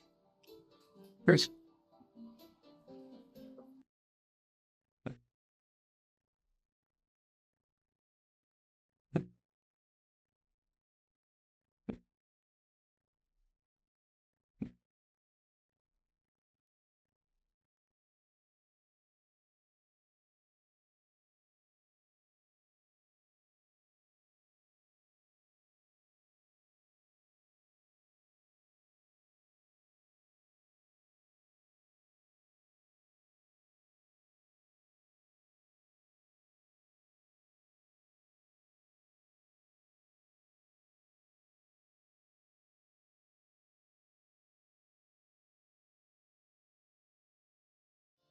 You guys are on the road for hours and hours. Last time you traveled to Terra's Weight, it took you over like staying a night out in the wilderness and finishing up traveling then. But with a carriage, traveling a little more consistently, you guys arrive back outside the gates of Loomis. Sun is well past set. You're all still a little sore, tired, your skin a little reddened, or I guess not for Gwen or Leo, you probably a little suspect to a sunburn, but you're all weary from travel. You step out of the carriage and stretch a little bit, and despite the fact that it is very quiet and kind of dead because it is spring break, you guys breathe out a large sigh as you are back on campus. The carriage driver gives you guys a nod, says, stay safe. Marcel, you're obviously welcome to come back and visit any time, and a carriage will gladly come pick you up, sponsored by your family, and they depart off. With that, you guys walk through the gates to Loomis's campus. You hear the familiar running of the small river that cuts through campus. The trees, a nice sight. Weather's pretty nice. And you guys all go back to your room and you crash. You go to sleep. It is super, super late, maybe even early in the morning. Who knows? But the next thing that happens is you guys all wake up after 10-ish hours of sleep. The sun peeking up into the sky. It's probably late for all of you to usually wake up. It's about 9 or 10. Lunch is soon. You all wake up on campus. Very few people are here. A couple of the other upperclassmen are walking around. You don't see a ton of other first years here. And what you do next is completely up to you. Lucian's gonna go study. Of course. What is Lucian studying? The Bina thing. He's just gonna try and find anything on that. He's probably not gonna find it, but like I said, I would try. I'm also going to. I want to help. I have interest in this, so I think I'm gonna, knowing he's gonna probably go to the library, I'm gonna go and show up there. So Nice. For sure. Go ahead, give me an investigation check, and you'll have advantage because Aethera is helping you. And while you roll that, Shorty. yeah. No. Huh? She's not helping you that much. Wait. I'll text you. I mean, sure, but if you're helping him research, that's an advantage, right? And you're in the library. But I'm not. But you're not? That doesn't make any sense. Insight check. While she's figuring that out, I would probably try to get to Lucian and ask him to do a sending spell to Balgaroth, just to explain, Valoran people forced us out. We're at Loomis. Then a response if you need help. That's about it. I'm gonna say people have used my sending spell a lot, and I don't mind it, but it is my 3rd level spell, and I only have 2 of them a day. So if it's important, I will definitely send it. but if it's not, can be limited a little bit. Yeah, that's my only one. I'm done. Okay, I'll send it. You send the sending spell just with an update on the current situation. Valorun's forces are starting to interfere. It's not just Terra's weight. You guys were kicked out. Valgaroth replies with, we will be there today. Send word soon, and we'll give you an update. As of right now, about half of the people who were there at the order will be going to Greyrun as of right now. Cool. I'll reply that. I'll go back to Resaries. Cool. There, if you help me, do you have like guidance or enhanced ability or something to help me? Lucian, I have calmed Natalie down. Roll with advantage. Natalie was like, whoa, I'm helping, but I'm not helping. Go ahead, roll an investigation check with advantage. We'll see how much information you can find here. A 1 and a 5, so Oh no. 9. I hate to say it, but actually, I'm going to give a little bit of context here. You guys, it is now, I believe, I might even be a little wrong on this, but who cares? We're gonna stick with what I'm saying. It is the 6th of Cresana. It is technically a Saturday over spring break. Leo, your brother's graduation is in just over a week. It is 8 days from now. Why do you always use his brother's graduation as the time, huh? Hey, what do you guys, have against me, Shorty? Guess what else it is? It's Gwen's birthday. Is it? What's Gwen's birthday? Oh, no way. That's In 8 days. Anyway, the reason I bring that up is because you guys spend at least a day, maybe even 2 or 3, depending on how long until you guys like leave for Stonewall. Who all's going? I don't know. That's up to y'all, not me. You find literally nothing. You scour as many books as possible just for anything that resembles that name. You try to translate it and nothing pops up. Everything you look for about this name is a dead end. And you are so confused because... Books have failed me. Yeah, in your knowledge, there are 2 places you would go for this information. The first one isn't an option. That's Cloudspire in Valorun. That's the world's largest library.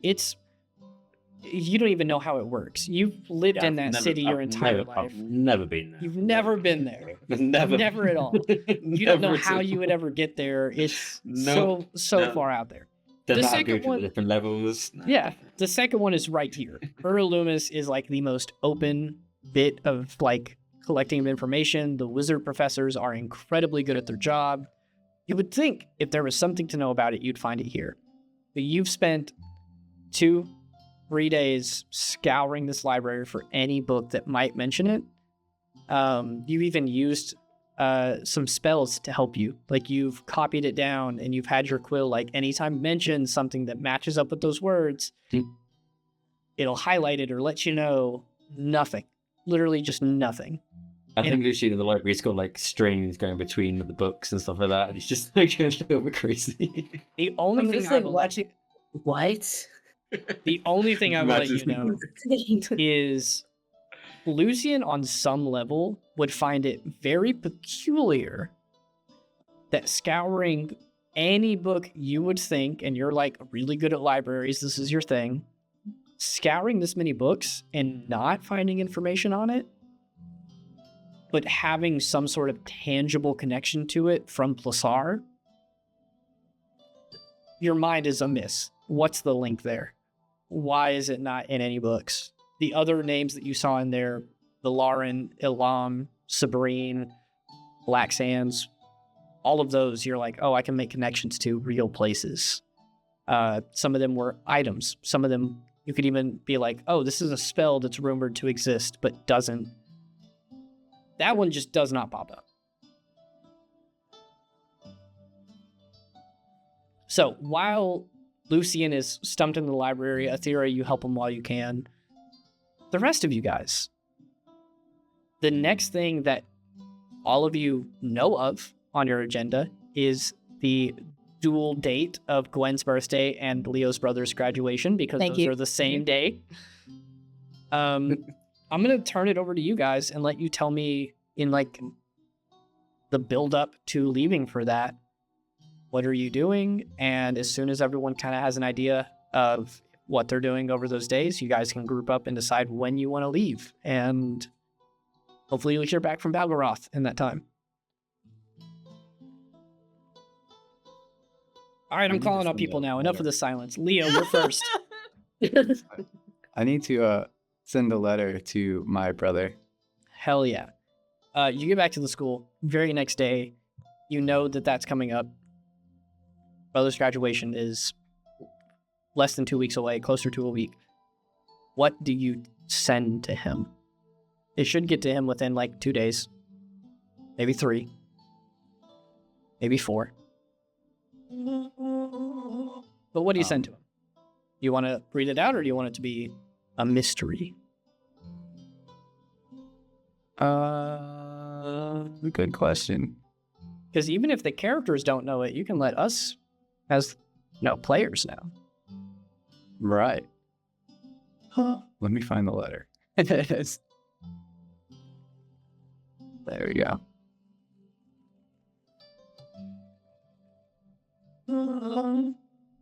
JK, 1 second. It's in our private parts chat. Okay, where? You sent it to me earlier. Yup. Okay, so the letter I'm going to send to my brother is going to say, Zane, I hope all is well with you and everyone at home. I'm sorry I haven't been better about keeping in touch since I left for school.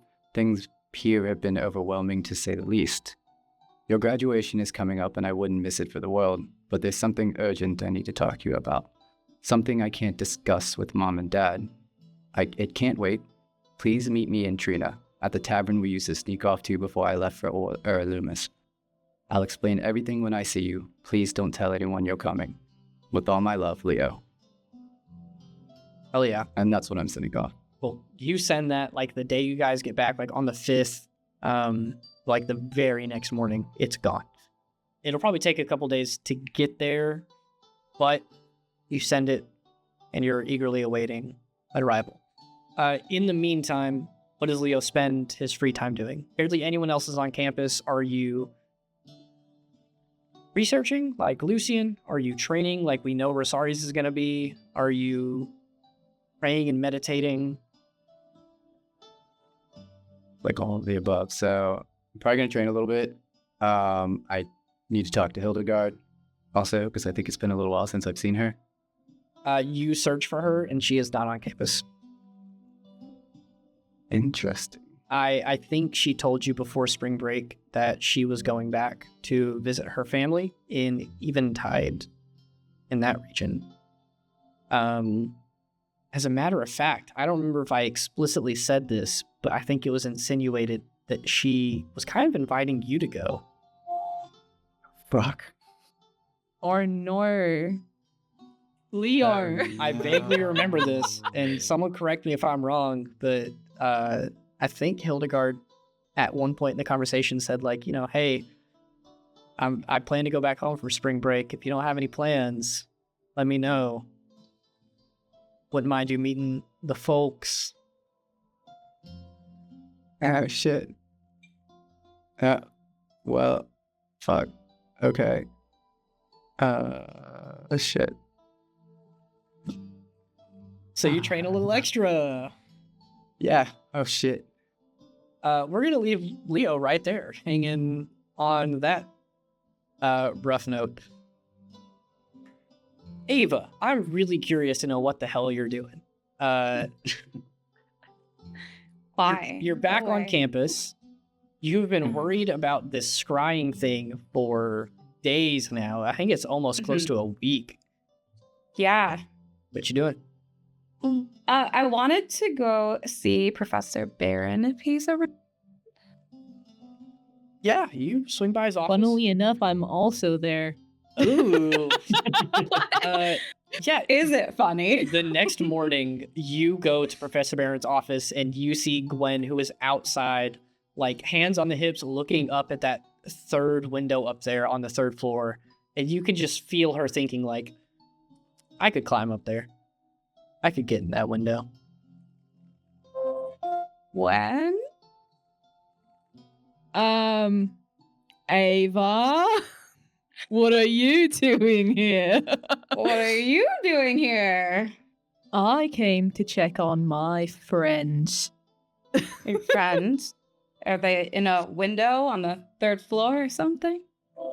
Shorty, is the door guy still out of commission? He's still out of commission. Fuck! I'm so sorry. Until Baron gets dang it. magic back, it's... You don't have it back yet? No. Come on, man. As a matter of fact, I'll say that, you guys meet each other and then you eventually like knock on the door. You hear Baron call out that it's open and you open the door and come up. Baron is sitting there surrounded by books and writing and scrolls and everything. He looks a little bit frazzled, which is new. You've never seen this man look like he didn't have everything together in his life. You guys go up there and he kind of like lets out a sigh and scoots some of the books back and he says, right, I could use a break. It'll be good. How Are was you- your Okay. travels? Relatively. Sure. I'm fantastic. Some water, It Professor? certainly wouldn't hurt. He reaches over and a goblet that's like on one of his shelves he pulls out and it just like naturally fills up with water and he's like, good to know that some things still retain their magical properties, and he drinks it and sets it down. I was just like partially on the way from taking my canister off like my hip, which totally wasn't the water I was gonna use on his door gargoyle guy. He waves you off as you're like pulling the canister out and he's like, I appreciate the gesture, but I assure you it is completely fine. It is good to see you in one piece. I have been told about your most recent ventures and travels. A little bit. Have you? Yes. Aaron knows everything. Well, does he know Typically. everything? If you don't... Never mind. But what do you know then about our I- travels? Know that Professor Calaman was a little outraged that a student had teleported to his house uninvited. And then I put the pieces together that student would find other methods of getting to his destination, and then Loomis was incredibly excited to say that he abandoned a group of students at Lake Limonala in Timira. Mhm. To which Yes. Yeah. Sure did. I am We met a weird old lady over there. really. Mm-hmm. She was pretty cool. Anyways, did you hear about me riding the purple worm? Because I feel like everyone needs to know that. Oh, please tell me in great detail. Alright, so I was flying, yeah? And the thing was like coming out of the ground. And I just grabbed right onto it. And then after like, a good while of being on it, it just happened to throw me off and I ate sand, but I was on it for a while. I can't confirm Right, nor Zim? deny this. I didn't see it. Zim was also there. He was in my bag, so technically he also rode the purple worm. That is There quite was a purple impressive. worm, though. Zim pokes his head out and he kind of like gives that, kind of. That's a little true, a little false. Stop it! Stop. Baron says, "It sounds like you guys had a great spring break adventure." No. Do you have any spare scrolls of ascending? Because I know Cilia had given them before, so I thought maybe you would have some. I might be able to find some. One of the reasons the Cilia gave one to Lucian was so that you guys had access to that sort of capability whenever you needed. Why you specifically want one? I rolled insight for him. You do not have to choose to roll deception. Wow. I know. I'm so shocked. I'm no better than the party. No. Except he rolled really good. He rolled a 19 on the Great. die. Oh, yeah, we're terrible at that. I'm not even going to say his bonus to insight. But he can tell that his line of questions is a little off-putting to you. So he says, right, I will not pry. I will not ask. I will give you one with the request that should you need assistance with something, I know I am not in my highest of states right now. My capabilities are sorely lacking, but I am working to figure that out. That you would not be afraid to use me as a resource. How do you stop being scryed on? Do you have any tips or tricks or something? He chuckles a little bit and he says, yes, there is magic capable of preventing that, and I am not capable of doing so in my current state, but I have already given I've already given that benefit to one of your party members. Now, I respect their privacy, but should you ask around and should they trust you enough for you to ask for such a favor, I will leave that up to them. But I am incapable. Party? Yes. It's not me. Okay, well, one down. Great. You're welcome. Just thought I'd put it out there, you know. Thank you. Glad. In case you're Thanks. curious. But I am incapable of recreating it now, obviously, and it is challenging even to the brightest of my students currently, and none of them are here. So, not much I can do, but Oh, okay. Well, feel free to interrogate your friends and see if any Yeah. of them are fine sharing that detail with you. all right. The scrolls, though, could I have one or a few? I might need a few, just in case they ignore me, because I'm not gonna stop. You know, If they ignore me. Give me a persuasion check. I'm going to set the DC at 12. You set the DC? Yeah. To see what I even have. Hold on. 8. Persuasion. Okay. That's a 17 plus 6. Oh, Nice. Lord. Baron looks at you, he holds a palm up, and you stop talking, he says, Eva, I will not hide behind false words. The school has many more resources than the typical student is capable of, especially one of a different class than my own. I will show you the insignia that I used to brand that specific scroll. You are free to look through and take 2 or 3, but make sure that I have some left in stock. Thank you. Of course. He pulls down a parchment of paper, takes a quill, dips it in ink, and he scribbles a sort of like circular drawing with a couple of magical runes on it, rips it and gives it to you, and he says, the scrolls of sending should have this insignia printed in the wax downstairs on the 2nd floor. So feel free to look, and like I said, so long as I still have some left, it should be fine. And Gwen, Alright. your keen eye might be of aid with such a task. Okay. Can I detect magic on myself right now? By the way. Do you have a spell for that? I do. It came with the elven lineage stuff when we switched over. shit. So I could do it the whole time. I could do it the whole time. Oh, You feel like, you were helping, so I just let you do it. That's I'm so not there. nice. I'm not there. I'm not there. I'm not there. I don't know this. Nope. Yeah, go for it. I'm gonna say, as part of your elven lineage, you can just sort of like spend a minute, tap into that magic, and then you can see everything.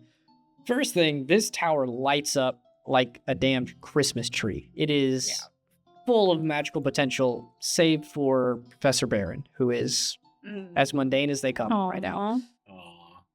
Second thing, you look around looking for a scrying sensor, and you do not see one. All right. We're safe, Gwen. Okay. And I guess I'm gonna roll Professor an insight Barron, you're check safe too. for Professor Barron. He Insight again. he rolls an eyebrow. I at you. will just tell you if you ask me. He does ask. He says, You know that. Ava, I would love to know what I am safe from, if that is not too much to ask.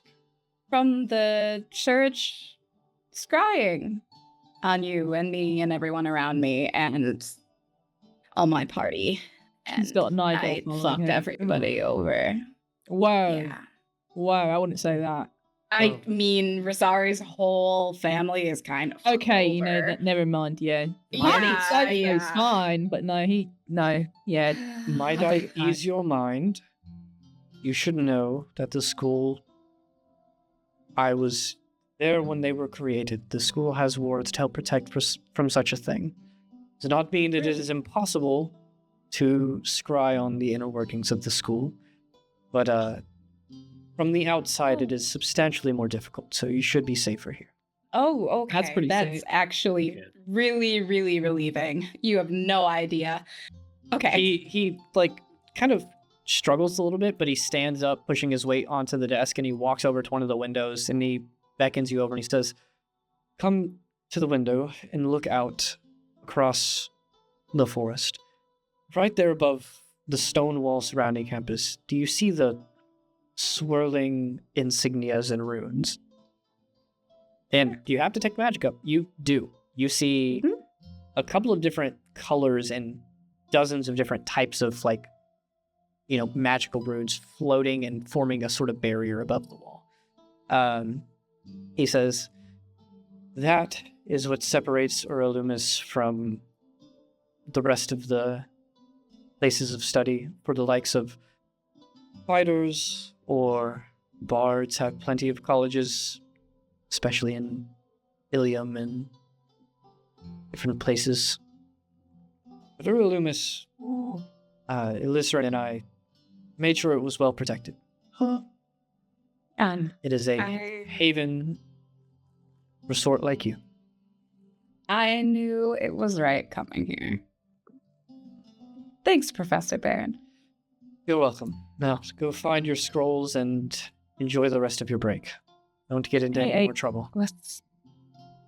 Yes, Gwen. So why are you trying so hard to use like the sending scrolls when you can just like write a letter? I'd say, Mom, like, what? Gwen, Yeah? if I write a letter, you know where it's going? I mean, I Where- would assume you would know where the letter's going. The letter would be going to the place I ran away from, and you don't think that they would check that sort of thing, or Oh. yeah, I Fair can't do point. that. I But can't actually, do that. yeah, now that I think about it, I don't think a letter's It'd that be bad. reliable because, you know, I did send one to my orphanage and I never got a reply back. I wonder if the carrier pigeon got, like, attacked by a hawk or something. I'm sure, yeah. But you know, you could keep checking. I don't Maybe know, it's I'll just, there. like, No. keep... Nah, do you want me to go? You don't like my We can presents, check is what you're saying. thereafter. No. I need you to help me find these scrolls, and then we can, you know, check for your letter. Okay, Baron, when do you think you're gonna get your magic back? Do you know? And you're doing alright, because you still look kinda... It is Yeah. rough going, but I make them the best of it. Should I be lucky? In a few days. Should I be not so lucky? In a few months. And should I be desperately unlucky? I do not think this effect is permanent, but no. Medical willing. Should be gone soon. Okay. Well, I hope it's sooner than later. Do you know? Okay, you know the floating tower island above the lake? Yes. Do you know how to get there? Well, those of magical sort can fly. But Oh, you're right. yeah, there. Lucian could make you fly. I did promise to never give an explicit answer, but rumor has it among the students that some way to teleport up to that island does exist within the school grounds. It's up to you to find it. I may or may not know where it is. I can neither confirm or deny. But rumor you has have, it that it like- exists. Do you maybe have like a treasure map or something that leads to it? Or no hints or anything, just I gotta Your scrolls are in the press stones like buttons and second find it. floor storage area. A keen eye should help you find them. okay. Come on, Glenn. Okay. I'm just gonna go down. Ava, you look for your sending scrolls. Give me a D4. And then Gwen, give me a perception or investigation check, either one.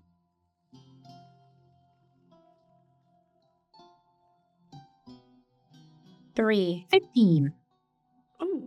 Ava, you gather up 4 scrolls of sending. That does not completely diminish Baron's stock. He still has like 2 or 3 left after you grab those. Okay. Gwen, you're looking and looking and looking. You go through the scrolls. Your answer is not there. The only hint that you find is it's not the only one like it in this office, but there is a painting of Professor Baron standing next to a figure that looks like Carson Loomis, but isn't Carson Loomis. They have the same features. They're tall, they're very thin and lithe. This one's a little bit more, I guess, like lean and muscular. But he stands with like these tight-fitting robes, his hair pulled back and then braided down his back. They are standing in some sort of stone room with large windows behind them, and you see the floating island in the background of that picture. Just such a small detail, but out the window you can see it. And that's it. Sick. And with that, you guys go on around campus doing your thing. Now, to give the opportunity to some other people, we got you two covered. Lucian is studying his ass off to no avail. Leo wrote a letter and is training, worshiping, and is being a little confused at his whole situation with Hildegard. Athera, you helped Lucian for like at least a day. What else are you doing around campus? I also want to go talk to Baron. Word. Do you want to go talk at the same time or at a different time? No, I will intentionally go when no one else is there. Okay, you approach. You guys almost all 3 bumped into each other, and then you like stopped in your tracks, turned into a squirrel and ran away. Like you did not want to be there. You go not long after that entire conversation. You know, you give it like an hour. You go up to Baron's door. You knock. You hear his voice call out. You're welcome in, and he calls out to you. You walk up the stairs, and he is sitting there in the same sort of scene. He's got books and scrolls and papers scattered around his office. He welcomes you in, his head in his hand, and he says, "Oh, it's, your party members have given me a little bit of insight onto your recent travels. I'm glad to hear that there's no bad news, at least tragically bad news. Huh? How's it going for you?" It's been a lot. Yeah. Learned some things. Wish. I know you gave me a scroll of sending, but I really need to talk to Tegan. Is there another more consistent way to talk, or? He gives you like almost a soft smile, and he says, "Your intrigue And your need for this is what drives the continued study of magic. Athera, I will not admit to saying this outside of this room, but were I not a wizard, the power of druids would be the one that I covet the most. You have every capability of changing the world in the same way that those like Illycerin and myself did. So, should you need to talk with your predecessors, you can find a way. It simply requires the willpower and experience to do so. But if you are asking for my particular help, I regret to say that I have made no progress in my own furthering of getting rid of my condition. Okay. But could you, like, point me in the direction of me finding my own way? Like, is there a book, a spell that I can do? Well, you have the lower level spells for druids, correct? Oh, yes, but as far as I've been researching, nothing could reach that far. Professor Nalithe has the continuation of those books. You have only the first of 5. There are pages and pages cataloging the potential of druids, and it is within your power to research those and attempt those sorts of rites.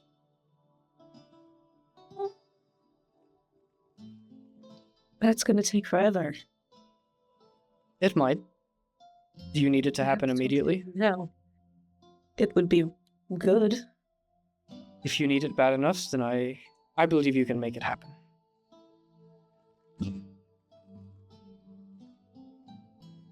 Alright.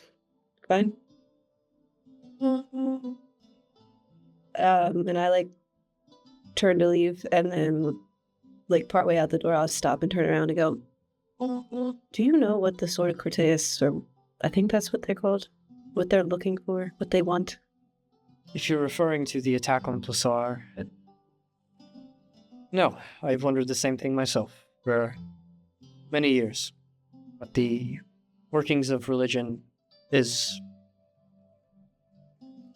I understand the very fabric of magic and how to create matter and energy from nothing. Yet I still do not understand those who look upon gods who will not show their own face, if that face even exists, and use it as the means for action. It deeply confuses me, and very few things do. I think that's the first sensible thing I've heard anyone in your world say about these gods. I imagine you would be of a similar mindset. But keep poking and prodding at your need for more power, and who knows, maybe someday you can find answers for the things I never could. I devoted my life to the arcane. Perhaps the answers do not lie there, but within Mother Nature herself. Hopefully, that day, if it comes, is not too late. But no, leave it. If I have the time, I'd like to go talk to the Professor Nalithe. Nalithe? Yes. She is still on campus going around, like, tending to the gardens and things. She is a tall, I hate to say this word because of the connotation, but furry. She's a furbulk. So she's, like, big, basically like the size of Goliath's, but much more gentle. She has a soft-spoken voice. She is so, so nice and sweet. You approach her, and she recognizes you immediately. She's, like, watering a plant, trimming some flowers, and she says, "Oh, hey, Athera, you're staying here for spring break. That's awesome. Are you out on missions? You studying? What's up?" We did some traveling for a little bit, but no, we're back, and I was hoping to do some studying. That's why I'm here.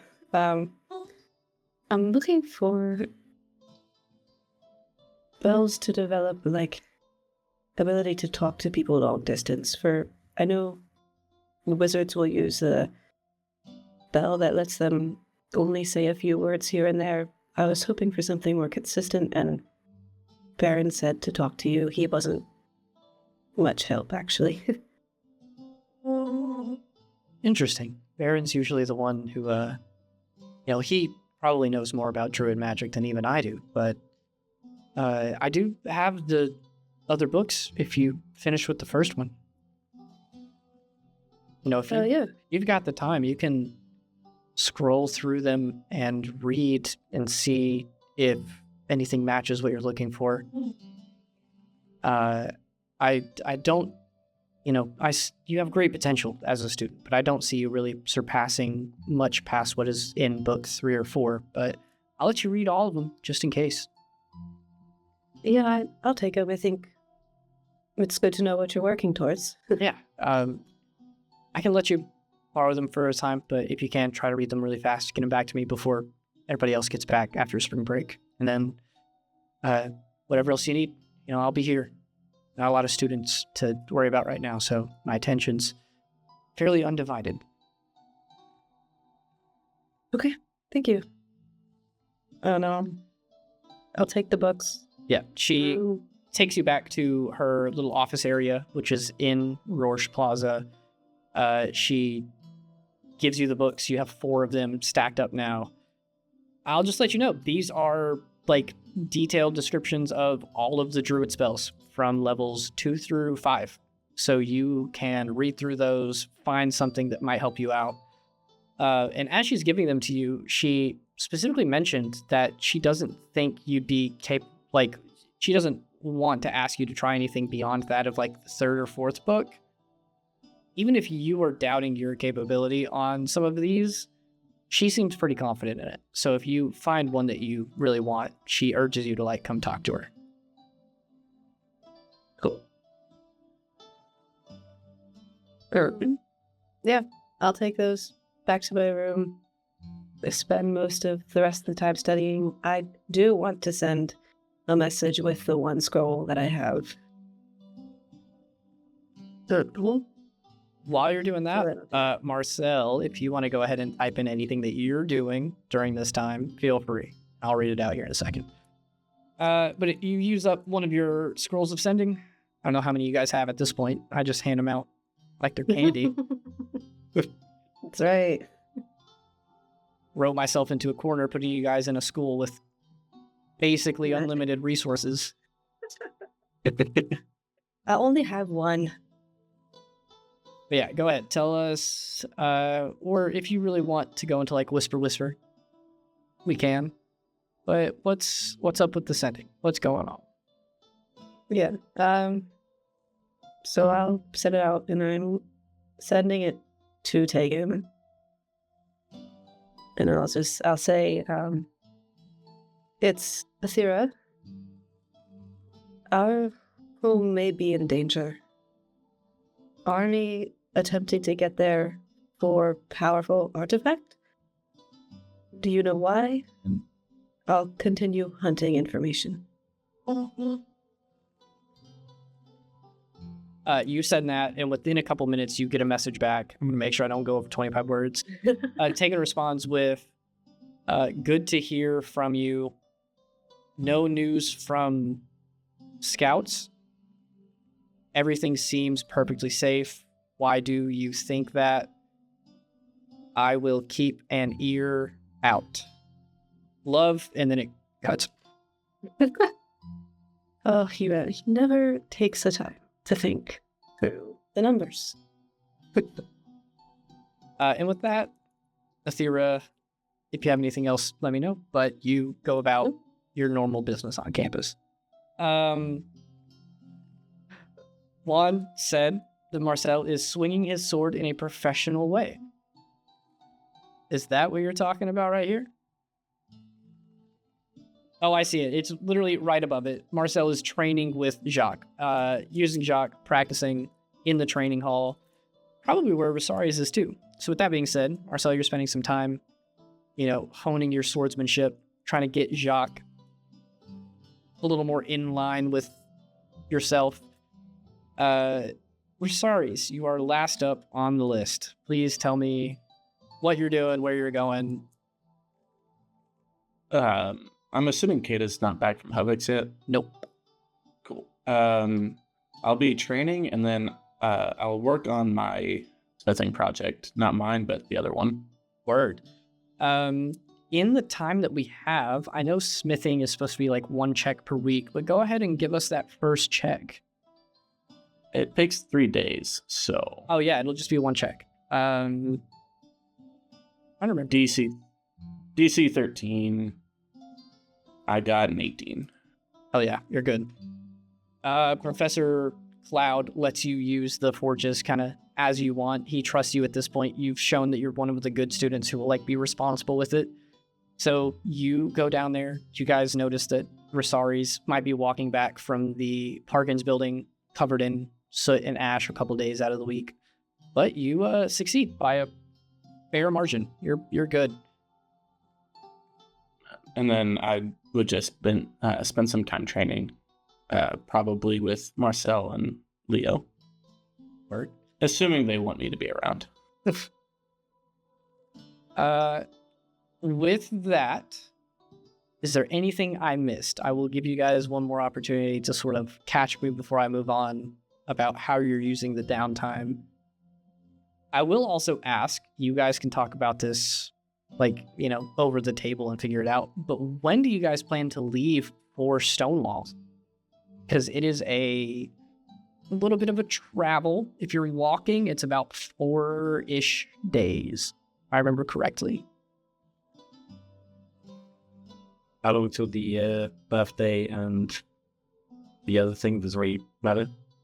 A little over a week. We got a couple of days.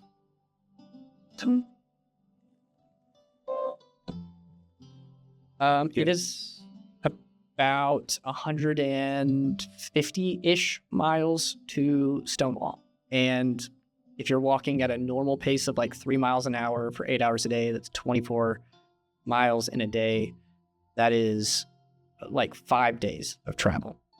And that's a rough estimate. If you're using horses, that'll make it faster. If you travel for longer in a day, that makes it faster. If you travel faster, that makes it faster. So just letting you know, you're looking at about a 5-day trip. Lucia, I'm ready to go. I'm getting pissed off with my books, so I want to travel. We should get there a night before. Yeah. So I'm ready to go when everyone else is. You said it's a week away. Yeah. So if you guys wanted to arrive there the night before without any other influences, you guys would need to leave in 3 days. Well, Oh, Palm and go early.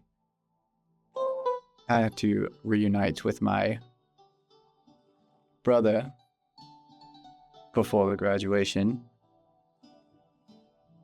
So I do need to be there a night before Trina. I say we go now unless there's any delays on the road or something.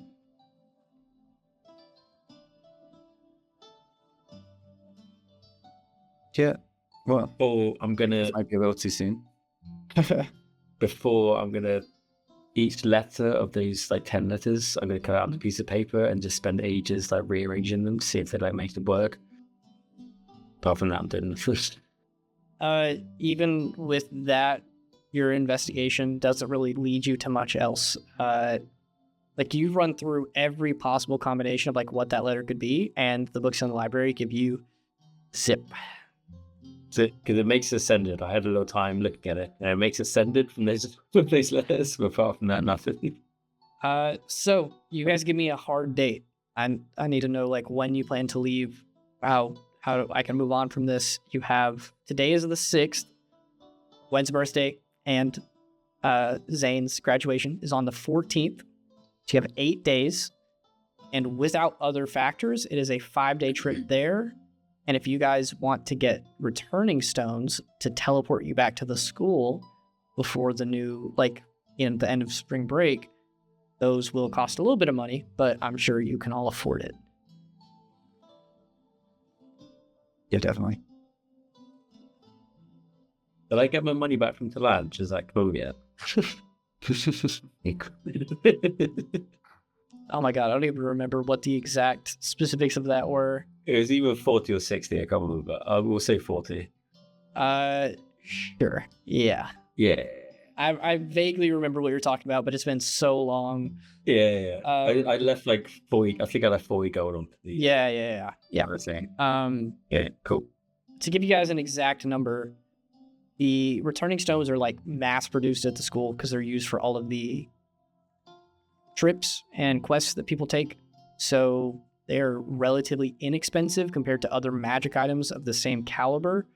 They cost about 10 gold apiece, which is a drastic. 10? Yeah, that's a I drastic. thought you told me 50. Did I get scammed? No, the original price was 50, but then I realized that I have changed up the economy. I don't give you guys as much gold, so we're gonna go with 10. 10 gold. I've removed 10 gold. I'm buying one. All right, That's way better. you guys. I'm speaking it into existence now. It's canon. They're 10 gold for students. Yeah, I'm gonna get one too. Mm-hmm. So you guys pretty much all have returning stones. You can all buy one. But what day do you want to leave? Leo said you want to get there a day early, so you need to get there on the 13th to Trina at least, and then you can travel up to Stonewall the next day. I say we leave in the morning. How They early will will get get us us there? early. So what was that? You can spend a day, like, you want to go to the city, you want to like look around, don't want to spend all the time just getting lesson. I mean, okay, I'm okay with that. So we go now. Was everyone else okay with that? It's fine by me. Pirate reconvene at 8 a.m. We'll go move on. Sounds good. All right, so you guys are just leaving like the following day. Okay, to also give you time to do all of those downtime activities, we'll say you spent a full day on campus. That was the 7th. You leave on the 8th. You guys convene at like 8 in the morning. You're prepping to leave. As you guys go to leave, Director Loomis actually looked kind of fervorously, like looking around campus, eventually sees you guys like walking across, and he like waves up a hand, calls to you guys, and then just like misty steps right up to the group, shocking some of you, and he says, right, I have not a request, a demand. I need you to do something. Sure. Yes, Demanding sir. something? Yes, I'm someone else is demanding something, and I'm demanding it on their behalf. You guys- left us in a lake. You were fine. Madam Hex was there. You know Madam Hex? Yes, I know Madam Hex. Otherwise, I wouldn't have left you there. You're good. Are you alive? Yes or no? Cool. No answer. Let's leave it vague. I like it. So here's the deal. You have a visitor on campus, and they are very upset. So if you will, head down to the, the east building down there where you get all your mail, because that's where we kept them, because we didn't want to let them on campus, because they are losing their minds a little bit. Talk to them, see what the hell's going on, and see if you can't get them off my campus. Who has a visitor? Yeah, who Yeah, specific sure. to this? You, and he gestures to all of you. He points at Marcel, and he's like, kind of specifically you, but all of you. They mentioned all of you. Yeah, we can go there now. Did we Do we do have- something? Do you we guys have remember permission? doing We've something? done a lot. We've We've Do you done a remember lot. if we did something to somebody? Hey, I think we've done a bit. let me clear the air. right? They're not a student. This is not my business. I don't really care what's going on if you fix it and get rid of it now. But if they stay here any longer and cause me any more stress, I'm gonna freak out on them. And I got magic. They don't like that. Well, they do like that. They love magic, but not my magic. Guess so. Also. I'll leave them in Lake Limonala. Let Madam Hex deal with them. No. Yeah. All right, guys, we gotta go quick. What's up, man? What's up, man? Hey, What's up? director, Okay, thanks. But yeah, have you ever rode a purple worm? multiple times. Why do you ask? Oh, because I rode one. Hell yeah. And he high fives you. Fuck yeah. He I high moves five him back. you go to high five him and he moves his hand out of the way. He's like, too slow. And then he teleports out.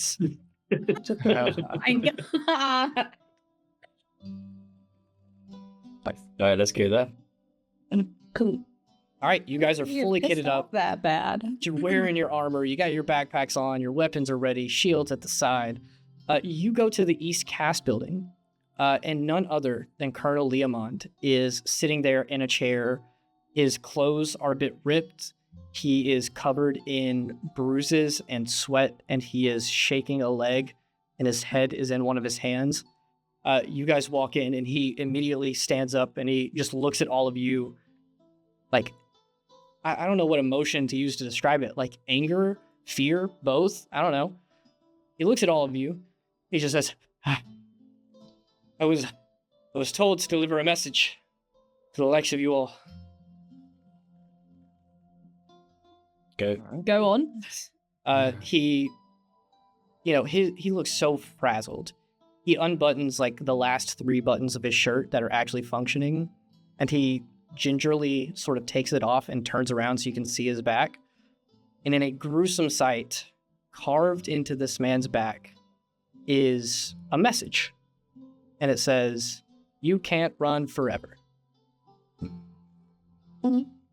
Yo, what the fuck? Jesus. You all respond to it. He buttons his shirt back up and he says, "We were there at Terra's Wait. Your friends came. A couple of them. Weren't that many. You said it like it was an army, but only 24 or so showed. And then these fanatics, if you can call them that, they're strange. They came in wielding magic that I..."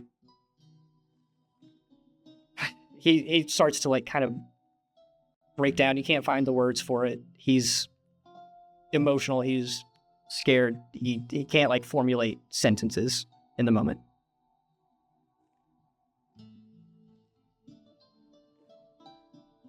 Wait, who arrived?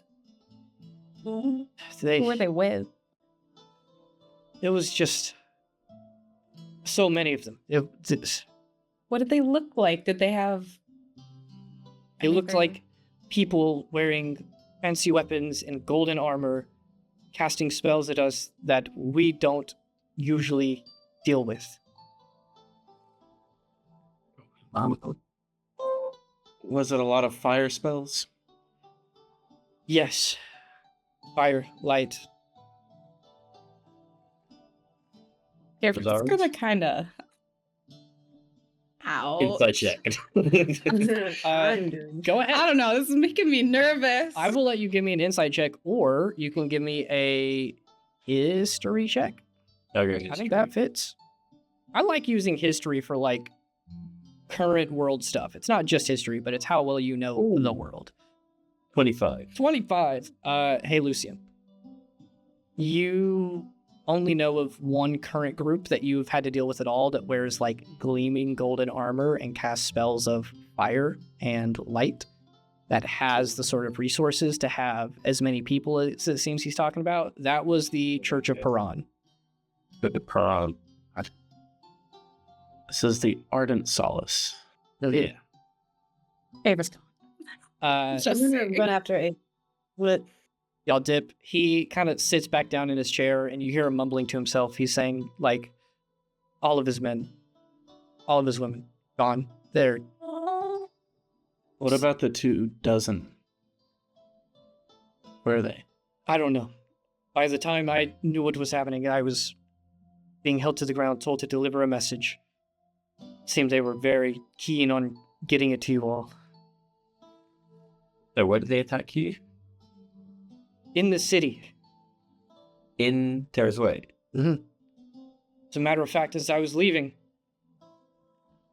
the last of the materials that we had brought for teleporting, they drugged me over to the circle, set me on it, and said, "Now, you scurry back home, and once you're gone, we're destroying this, and should anything like this ever touch the Gracelands again, that won't just be me and my group dealing with this." It seems they didn't really understand the whole teleportation thing. But as far as I know, they destroyed it as soon as I left.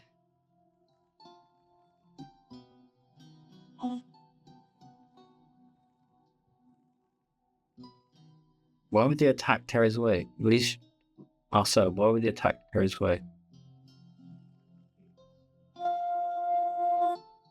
With that, he kind of stands up a little bit, still shaken, limping a little bit. And then another person who was sitting, not too far away, who's just kind of glassy-eyed, dead expression. They stand up with him and sort of help him start walking out. And he says, he turns back to you all before he leaves, and he says, shakes his head. I don't even have the words to describe how terrified I am that you caught the attention of such folk. He shudders, mutters the word dangerous, and then he departs. And with that, you guys are left, Aba and Athera, sort of running off to find each other. You're prepping to leave for Leo's hometown. But we're going to end the session right there. Yeah.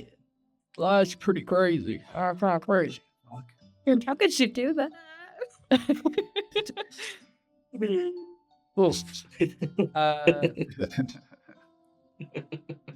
So, we will pick up next time and see what's going on here. I can feel the stress emanating through my screen. But hey, the good news is there's only one session left in this little arc that we're doing. Yippee. Oh, shit, we yipping at the same time! That's crazy. All right, well, let's wrap it up. Thank y'all for watching. Through strained smiles and gritted teeth, we will see you next time. Bye! Bye.